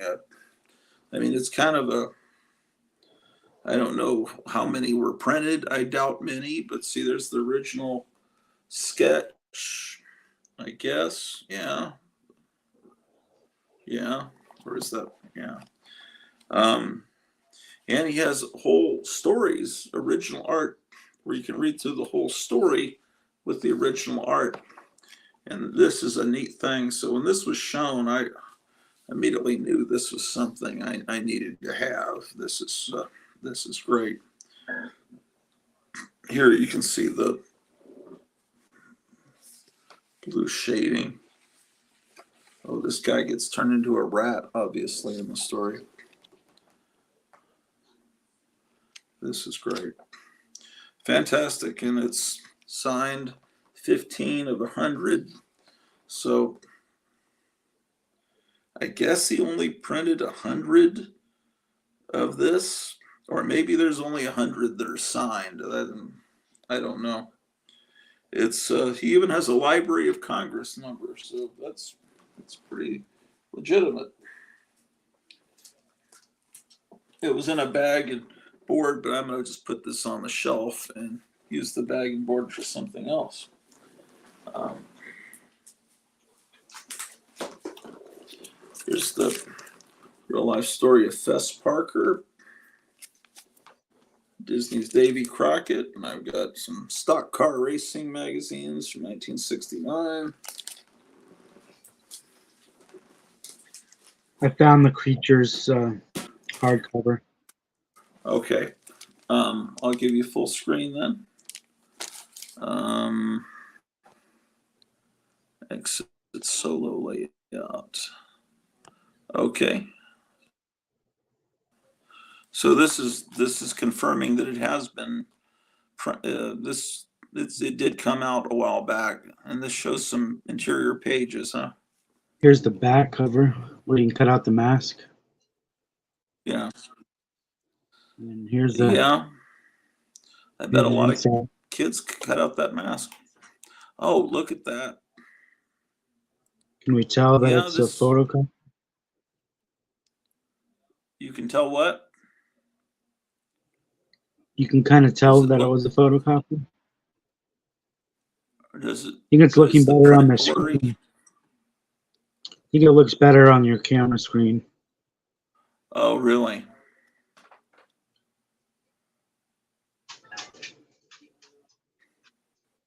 So I don't think they had the files. They used an actual magazine. Oh, that's fine. If they do good scans of it, that's fine.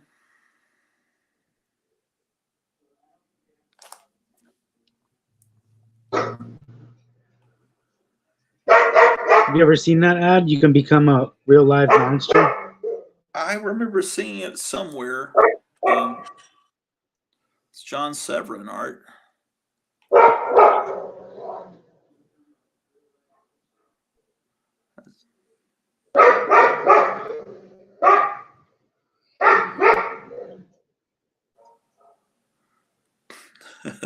The barking is echoing through the house because I hear my wife listening to it upstairs, and it's on a delay. It's gonna freak out. $70 for this. That's what they're selling it for. Oh, that's not Drew. That's Kevin's dog, I think.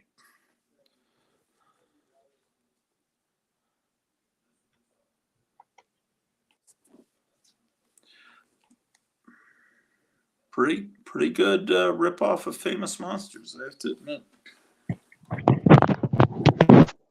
I wonder if it's put out by the same people that put out Cracked. I'm thinking it might be with the Severin art. Well, that's cool. And then when is the George Wilson book coming out?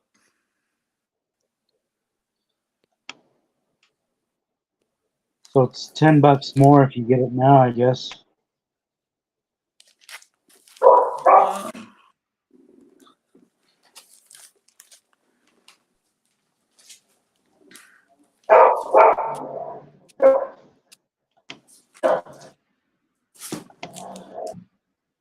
Ooh, this issue of Hot Rod from 1968 is a pretty thick issue. You have the high school tag on the bottom. This was from the Mesa Junior High School reading. It was in the library for the kids to read. Meyer wants to know what your dogs are named. What if my passcodes are my dog's names? Oh, okay. Then it's Fido and Jeffrey. No, I don't use my dog's name as passcode.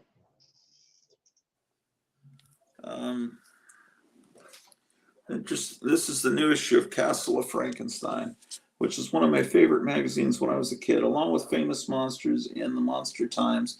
Castle of Frankenstein was a great magazine. It was put out very sporadically. It had weird distribution, but it was a great magazine. And there was a guy that put it out named Calvin Beck. This is interesting. This issue has an article on Robert Bloch, Psycho and Beyond. Obviously, it has about Mexican horror or monster science fiction movies. That's from Ship of Monsters. Um,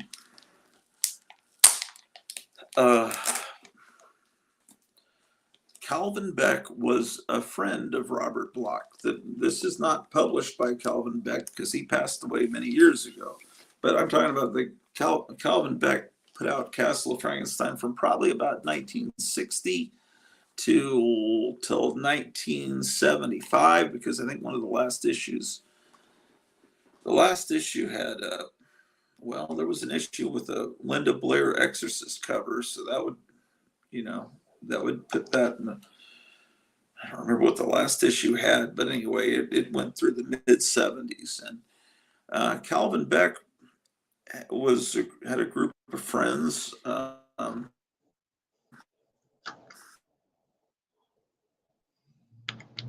This is a very, the original Castle of Frankenstein wouldn't it be? I'll get a message from Dr. Fives.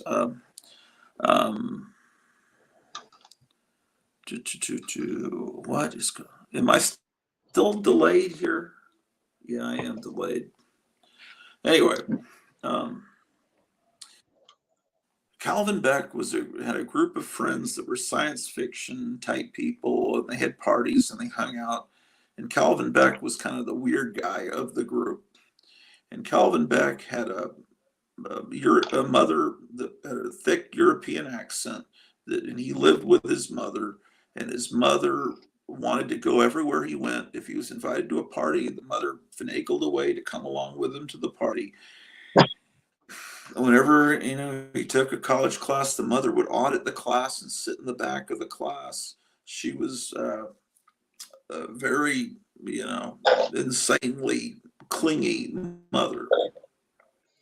And so when Robert Bloch wrote the novel Psycho, he based Norman Bates on his friend Calvin Beck, and everyone in the group knew that Norman Bates was. I think Calvin Beck even knew it.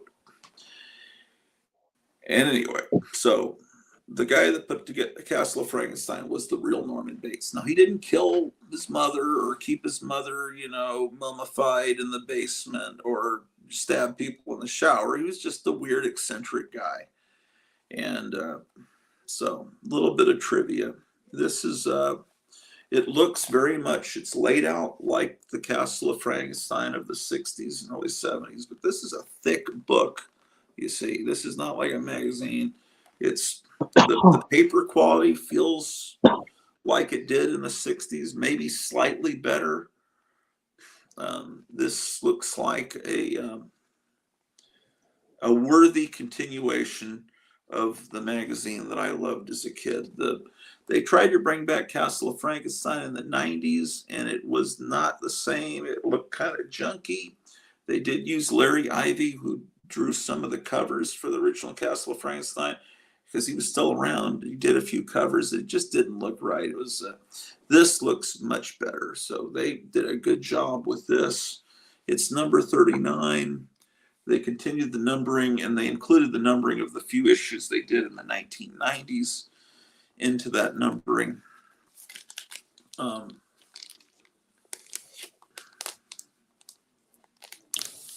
that's what that's about, man. And then the last thing I got is this issue of Famous Monsters that I don't own.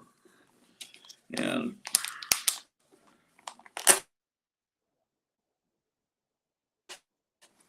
I have a really great, I do have a pretty good collection of Famous Monsters, but I don't have every issue. Some people have everything, including the first issue. This one's is an okay reading copy. It's worn. It was well loved. It's got some tape. It's okay. It's this is why I look at this ad. Man, I look like shit here. Um,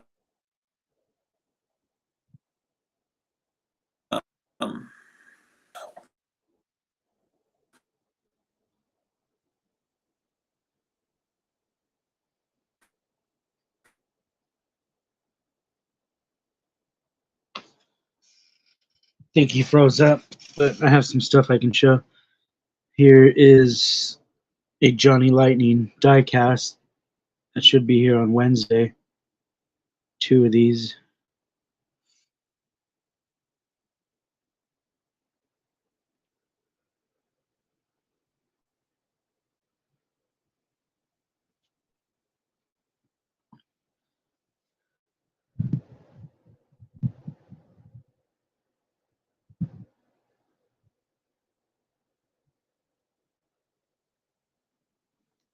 I see your wheels spinning. I think you're coming back. Something else I was going to show you after you were showing the ad on the inside when you cut out. I wanted to see what that was. It said "Grow Your Own Monster," I think. Cut out again. Yeah, I'll show it again. Am I still choppy? I don't see you. I see my screen right I'm now. gonna go restart the router. Oh, might have a new. Yeah. Shit. I'm gonna go restart the router.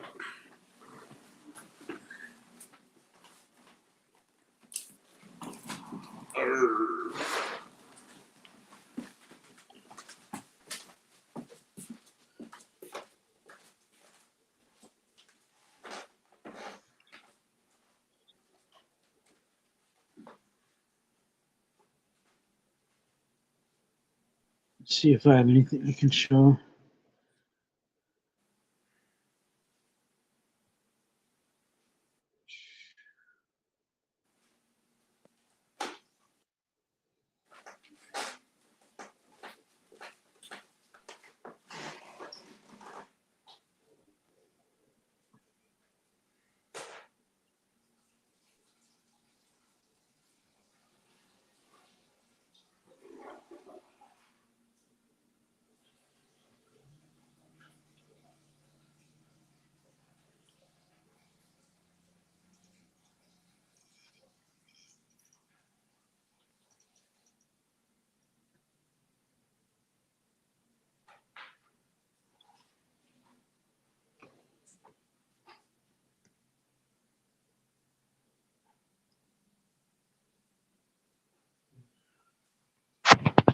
It's a cool skull mask I ordered. I think it should be here tomorrow.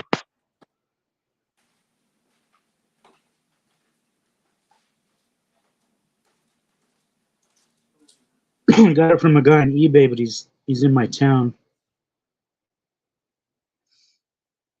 and he can foam fill my masks. So I'm gonna have him come over and uh, fill some of these masks that I have with foam, so that they last for a long time.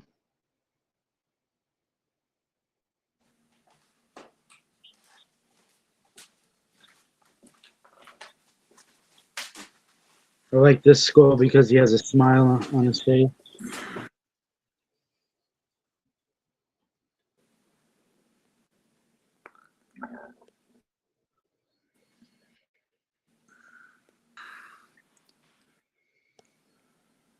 You guys can watch some. Oh, you're back. I was gonna let you watch the masks in here. Does it look okay now? Yeah. Okay. Okay, I'll show this last book and let's see. So, yeah. All right.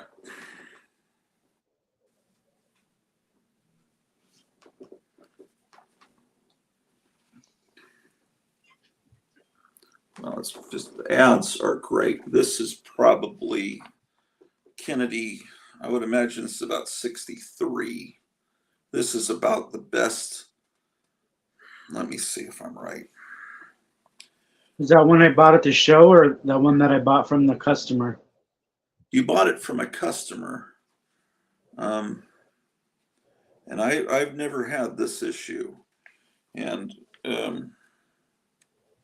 Yeah, that's Tom. That was from Thomas's collection. Yeah.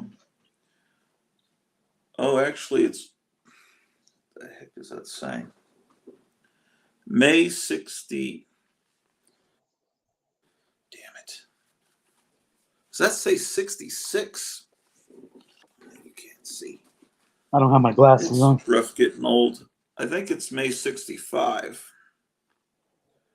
Okay, so right about the time I was born, this magazine was at its peak. I mean, it's just beautiful. And I was showing this ad when I grow live monsters. You see this ad in ACG Comics, but this is just a beautiful river. Here's the guillotine, however you want to pronounce it. Here's the iron-on monsters. It just right at the middle of the 60s was the perfect time, the very peak of this monster mania. As you have the Frankenstein's flivver, you've got the hot rod and monster culture colliding. You have the rat fink stuff. You have these horror decals in that style. I mean, this mask. No, man. Everything's just perfect. Everything is my aesthetic. This is very much.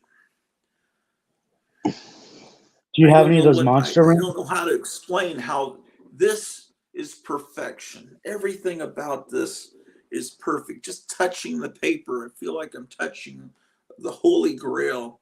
And this was the perfect time for this. It was later Warren magazines in the 70s got a little sleazier, especially in Creepy and Eerie, they got a little sleazier. And then by the 80s with 1984, it was like borderline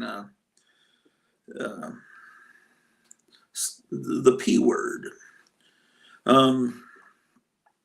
But anyway, all the records that I love,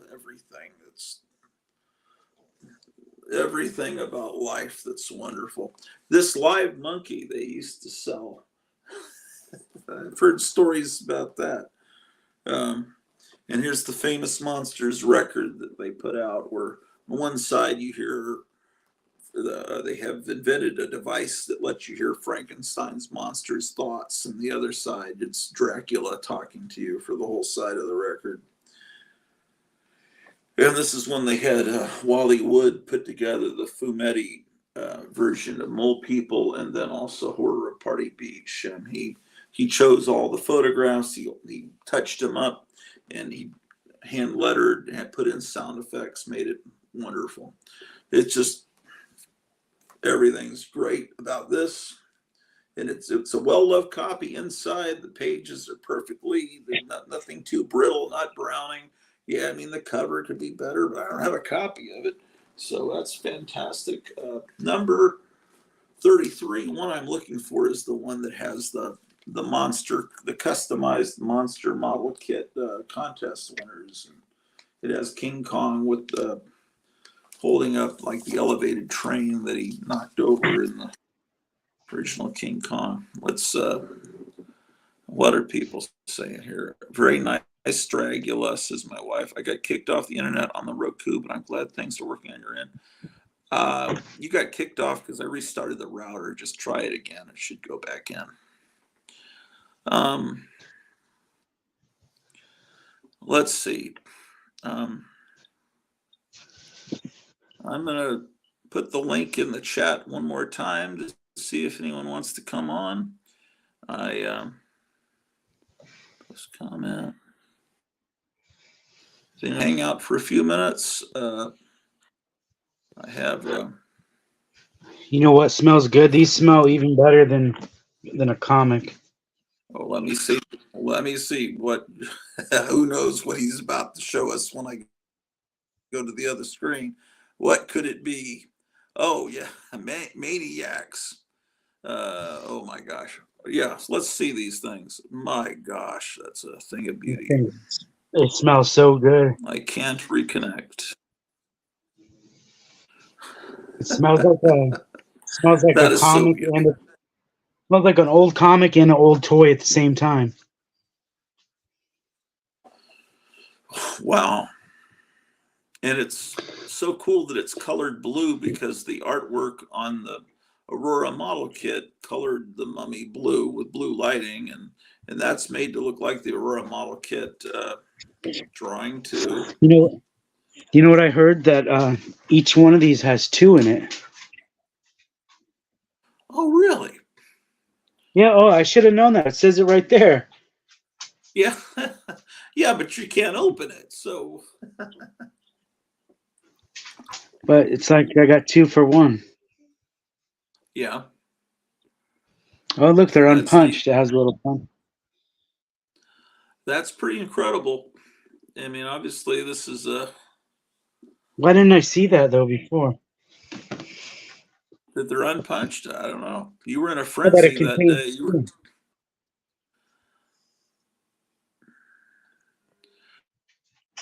My wife says, I understand that it was an awkward day for newcomers to come on. Um, It smells like an old It smells like an old library, like or an old bookstore. These that's a good things. smell. Meyer said spectacular. Yeah, definitely. Oh, this one's punched. Let's see what it reads. Let's try. It. Oh, it would be Alucard. Of course, it would be. Except the How letters are you, backwards. It looks like how you, a Jared? Jujard.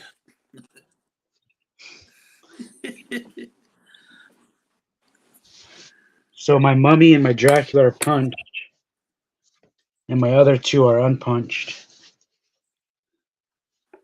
My Frankenstein and my Phantom are unpunched. Sigmund Ooze, who still hasn't come on, says, Gratu, do you or Greta have any tattoos? I don't have any tattoos. My wife has a few. She's got a really cool one on her wrist, and I mean, I think she regrets getting them, but they're good, all good tattoos. She has three, but everyone has tattoos today. That's not any sign of rebellion. That's actually a sign of conformity. She says, I only have three, so I guess I'm kind of, does that say lame or tame? Tame. Okay. Um, yeah, I don't know. It's now most teachers have tattoos, just it's just sort of a it's sort of a normal thing to have tattoos now. It's no longer a sign of rebellion. Um, it's a sign of rebellion to not have them now. I'm just like, why? And then people get addicted to the pain. And they want to have more and more tattoos. It's just a weird addiction. But I'm not going to judge them. It's fine. I've never gotten addicted to pain personally, but some people, uh, even Sunday school teachers, my wife says, would. And Sigmund is, remember when men got ear piercing? Yeah, I guess they did. I didn't. Yeah, because I don't know, man. That's not people I hung out with. They wouldn't have done that. That's not something Tarzan would have done, or John Wayne, or someone that all American. No real American. No real American gets ear piercings. But I'm sorry, I need to be quiet because probably all 15 people watching are men with ear piercings. I don't know. Yes, Kevin's house is a smorgasbord of monster delights. And then it turned into buttholes, big holes. Oh, yeah, that's the worst. People that have those giant holes in their ears, like gauges that you could fit a quarter through. Oh, man, those people, I can't believe them. Awesome house, says Sigmund Ooze. I got back online, says my wife. Um,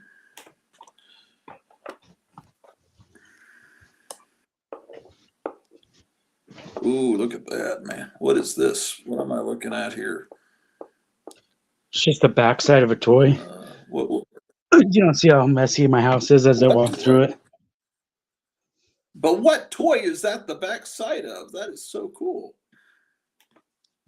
You probably already have it.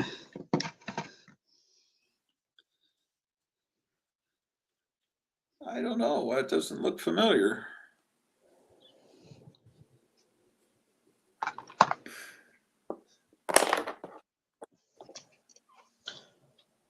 The artwork's cool on it, but the figure's not that cool. Oh, those things. Yeah. Yeah, you're buying that for the card, not for the figure. That's from what's the name of that company? Super 7. Super 7, yeah.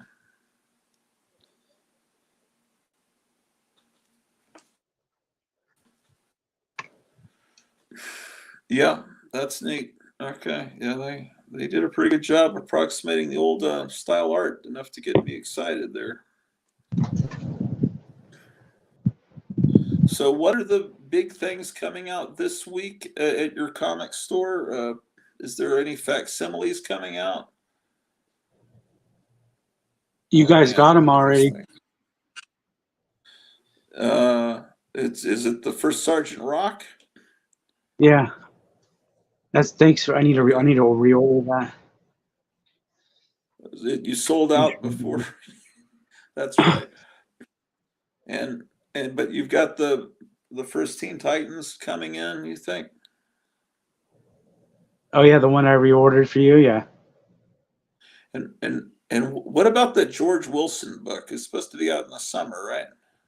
Oh, that's what I was looking up.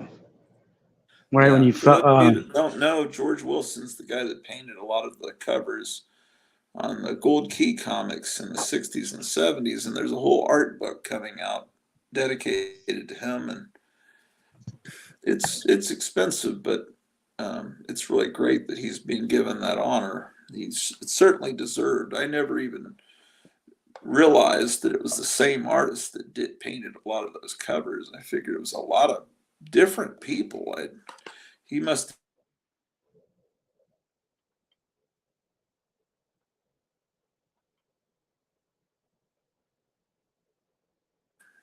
What were you saying? Cut out. I'm just talking about how great George Wilson is, but just wondering when the book comes out. I thought it was supposed to be this summer. I thought you were about to say it. Make a point about that. What? You were about to make a point about something. I think. Cut out. No, I was just about to point out that he's fantastic. Meyer Greenblatt says, kind of messed up how John Merrick is a monster mask. Yeah, but he's not around to be offended.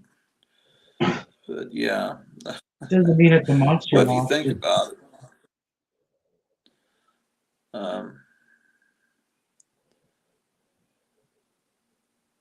A lot of monster masks are kind of based on people that had horrible injuries in wars that were kind of looked at as monsters. Man, I've seen people, World War I veterans, that were so messed up, and they tried to put their faces back together so they could live a normal life, but it's like, holy smoke. Uh, War George is a Wilson is terrible supposed to come thing. out. It's supposed to come out on September 25th. Okay, it's been pushed back to the fall. Okay, well, that's just as well because I gives It's my already a pocket. back order. It's already on back order. But the copies you've ordered are secured. It's just Yeah, further orders are back ordered. I ordered 2 of them. Okay. Are both accounted for? I think only you wanted one. Oh, okay. So you have one extra. If someone's wanting a book about George Wilson, it is probably a $60-$75 book. But if I'll you're tell you, it's 288 pages, and okay, it's $75. okay. Well, everything's ridiculously expensive. Maybe, who knows? By September, it might sound like a deal, you know? Yeah, it'll seem like nothing. Yeah, I imagine. I mean, who knows? In September, World War III could be going on. We may be fighting for toilet paper again. Who knows? They're going to do something horrible to the country or the economy to try to mess up the election. The Remco ones were cool, says Sigmund Ooze. Who are you, Sigmund Ooze? Sigmund Ooze, what part of the United States do you live in? I need to know that. Not, I don't want your street address or even the town, but what state or do you even live in the United States? Myra Greenblatt kind of messed up how John, I already read that. Sigmund Ooze says, anyone's suggestions on a good art book or biography of Wally Wood? I think there is a book on Wally Wood. There's a lot of those in Um, TiVo. yeah, but a book on his all his art career, and not just his EC art. Sigmund Ooze, like out of the sea. Was that actually Sigmund's last name in the TV show? Was it Sigmund Ooze? I think it might have been. These are memories from 50 years ago. I watched every episode of that Is there a fantastic Sigmund series. Freud? Huh? Sigmund and Freud? Sigmund and the Sea Monsters. Sid and Marty Krofft. I'm looking at I Wally guess you're. Wood books right now. Those Fantagraphics, they've done 5 of them, 6 of them already.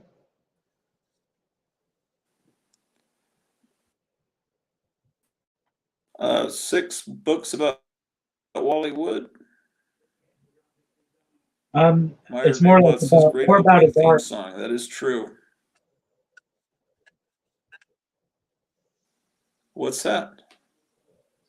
Those Fantagraphics ones are mostly art, not a autobiography though. Uh, yeah, yeah, it would be good. Well, what did I just do? I didn't. I don't know what I'm doing. Um, yeah, Wally Wood had an interesting career, and to really get a full retrospective of his art, it would have to be kind of an adult book because he did do a lot of art at certain points in his life that wouldn't be family friendly. But he was a great guy. He was someone that drank heavily and smoked heavily, and so World War II vet, probably had issues from the war. Who knows? But he produced great art.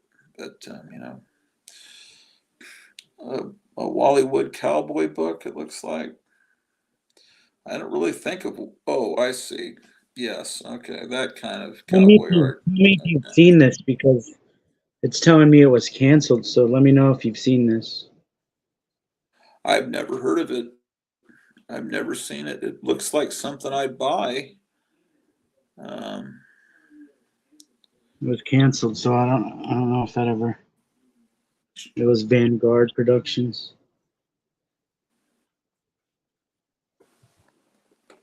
If you've seen it, let me know. yeah, I don't know.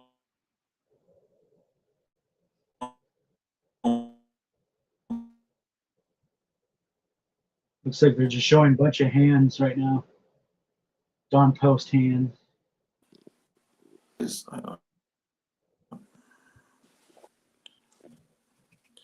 wonder if the storm is starting here yet.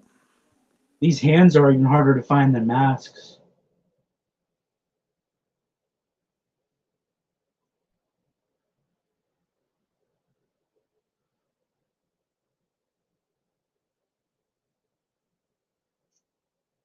Are you still there?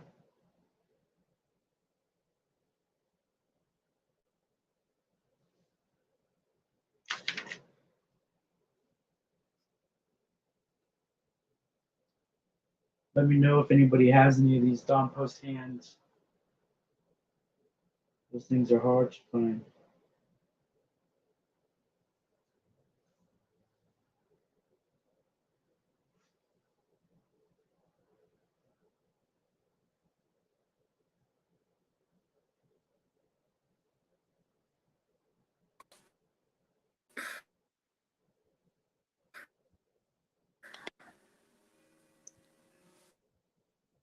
You going out? You're in a storm right now. What? There's a storm right now. You said. I think there's about to be. Sigmund Ooze said, "My sister had a crush on Johnny Whitaker and Rick Springfield. Go figure." Hmm. Well, I guess there's worse people she could have a crush on. Um,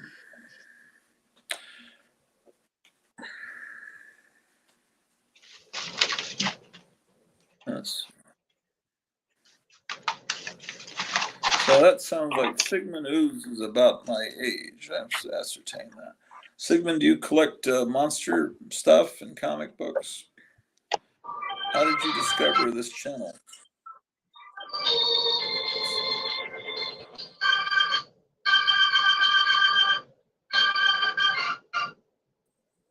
It was all so long ago. My wife says it's just Indeed. Playing it sounds great. Who did you have a crush on, Gratu? When I was a child? Light rain arriving shortly. Or did. Okay. Going back, Pippi Longstocking at about age 4 or 5.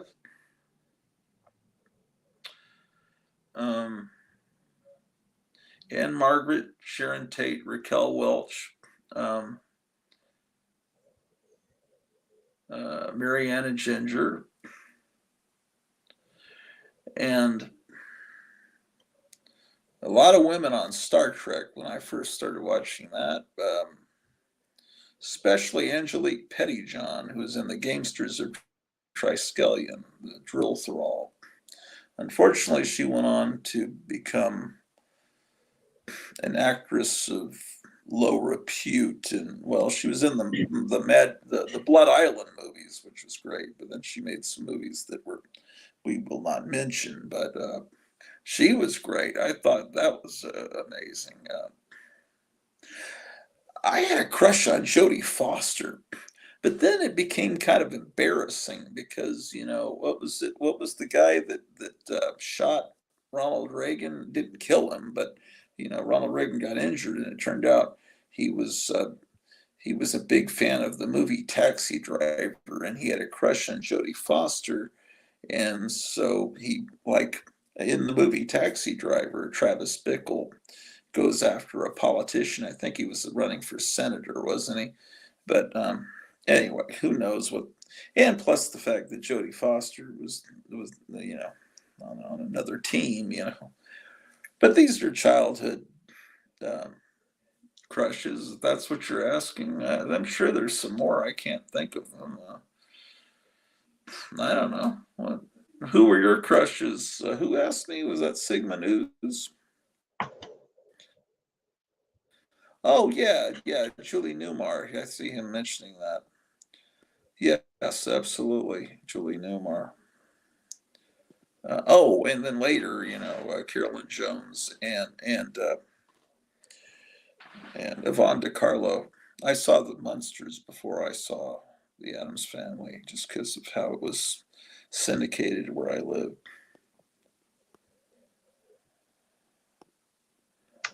I think I can help with the crush area. LOL. Definitely the Dr. Pepper mom. Oh, well, I didn't know about her until later. He's, I think, asking people I had a crush on when I was a little kid. Um, he's talking. My wife is talking about Donna Lauren, who is still around, and she still puts out music. She does a podcast. Donna Lauren was the Dr. Pepper girl, and they had whole calendars of her.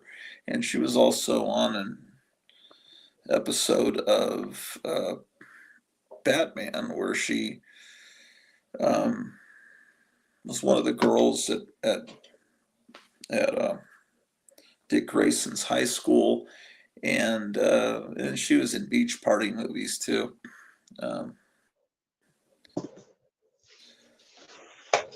LOL. I'm not sure what he's laughing about. Oh, the Dr. Pepper Mall. My stepsister Denise's Meyer Greenblatt. Elvira and Vampire Grots. Yeah, but Elvira didn't exist when I was in. He's talking about when I was in elementary school, I think. And hearing noises outside. Elvira was, like a Las Vegas chorus girl when I was in elementary school. Vampire, I didn't even know who that was when I was in elementary school. There's no way I could have known about something that happened in the early 50s in Los Angeles. Um, Probably Linda Carter. Yeah, Linda Carter didn't come along until I was in fifth grade. The Wonder Woman premiered. Or who played Isis on Saturday morning? So Isis, that was Joanne. Someone will know. Meyer will know. She was hot. Joanna Cameron. Yes. Okay. Yeah, that's right. Yeah, she was pretty. I don't know. Why am I being asked these things? God. Well, I showed my haul, and soon, at some point, I'll get more stuff. But I got all these books to read, and what are you going to read first? that's a good question. I don't know. Maybe I'll look at that Castle of Frankenstein. Marsha Wallace. I don't know who was that. The girl in The Howling. I don't know who that is. Joanne. Hey, if you read that Castle Plug. I remember. Huh? If you read that Castle, let me know if there's a section on Invasion of the Saucermen. If that's a section in there. Okay. Yeah, I'll do that. They might get I'm trying one to remember. Fanny Flagg, wasn't there a political scandal about her? I gotta look these women up. I know their names, but I don't really remember what they look like. But their names I remember. Are Meyer's top three. Marsha Wallace was a receptionist on the Bob Newhart show. I never really watched that, although I know that it was funny. Fanny Flagg was on that game show. Yeah, okay. Yeah, that's probably where I saw her name. But I thought there was some scandal about her. I don't know. Like there is about Stormy Daniels now. Boy.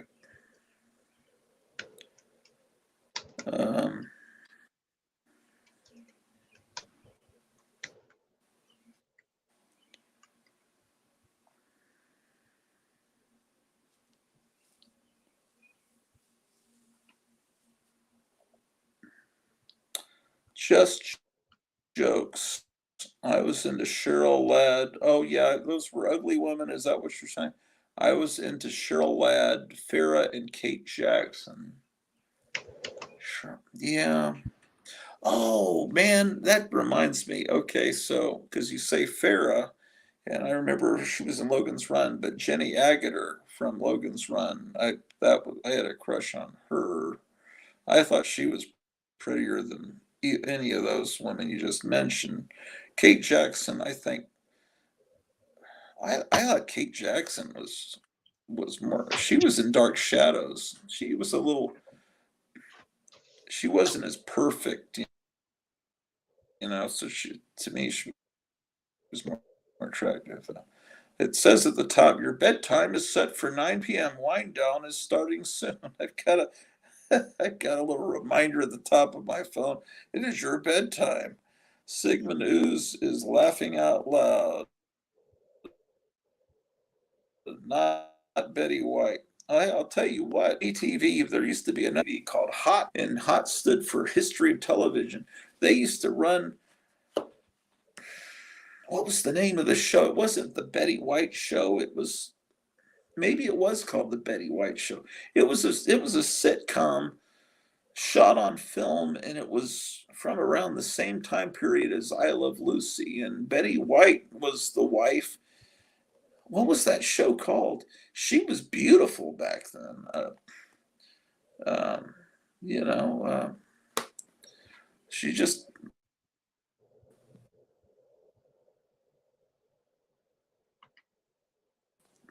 happened to live as long as a tapping turtle. I had Betty White. Yeah. Well, in the 1970s, who else was there? I even have a little Wonder Woman sitting here on the desk. I don't remember. This comes from the cartoon, the Justice League cartoon, I guess. Damn. Are you still there? Oh, yeah, I hear you. Yeah, I'm here. I'm answering emails right now. I got an email from for Mike. I'm trying to get 5 more copies of that magazine. Or it's more like a book. It's not a magazine. It's like I call it a book, yeah. Um, tell him I think it's great. That's a magnificent thing he's done for the people in the comic book neighborhood out here, because we don't say community here. Sigmund Ooze says, Meyer, do you still have your Farrah Fawcett poster? I would imagine he does, and if he doesn't, he's probably reobtained it. In fact, I could have sworn I've seen one on a tour of his house apartment.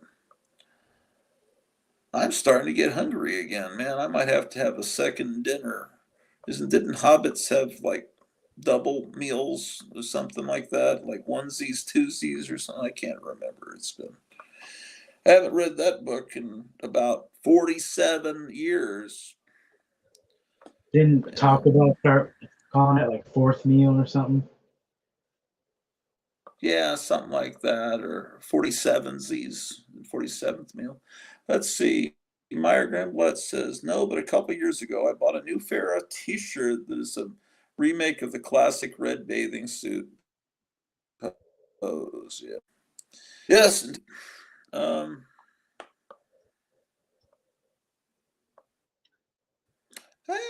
the Bionic Woman. Yeah. I don't know. The teacher, Miss McGillicuddy, on old Our Gang, Little Rascals comedies.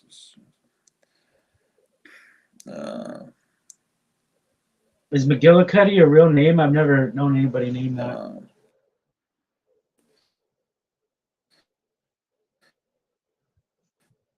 My son.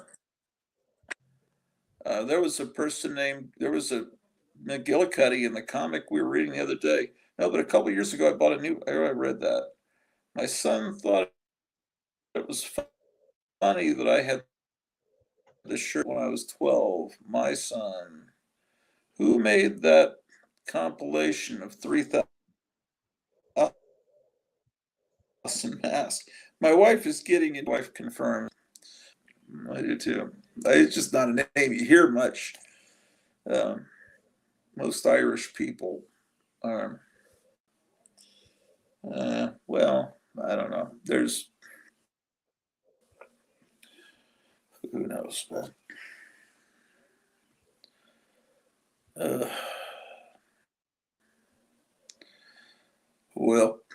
So what's going to be the big sellers? What's going to be blowing out the door this week at the con? My sound is getting choppy. Shit. It's better now. I think it Is just it comes still and goes. choppy? Well, it's fine, Oh, yeah. okay. Yeah. Yeah. I don't think anything we're gonna sell this week.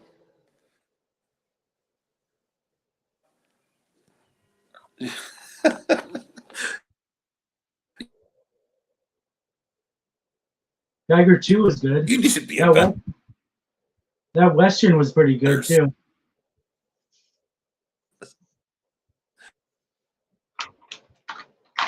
We have woke. Hold on, I may have to go.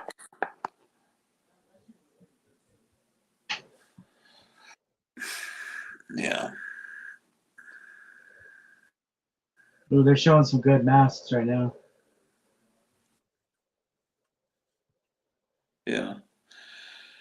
Oh yeah. That is that a DVD that's currently available? What you're watching? We can't hear you. Yeah, you buy it straight from Dr. Lady.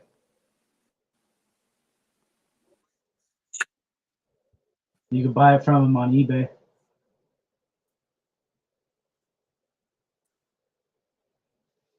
Let's go look at his stuff. Dr. Lady. Lady. My wife says you should get offline before you tots. I'm getting my.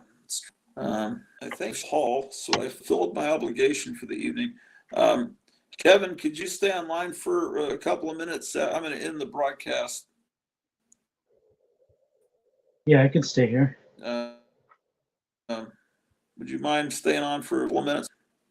All right, Yeah. well, let's cast everybody. God bless you. Stay sick.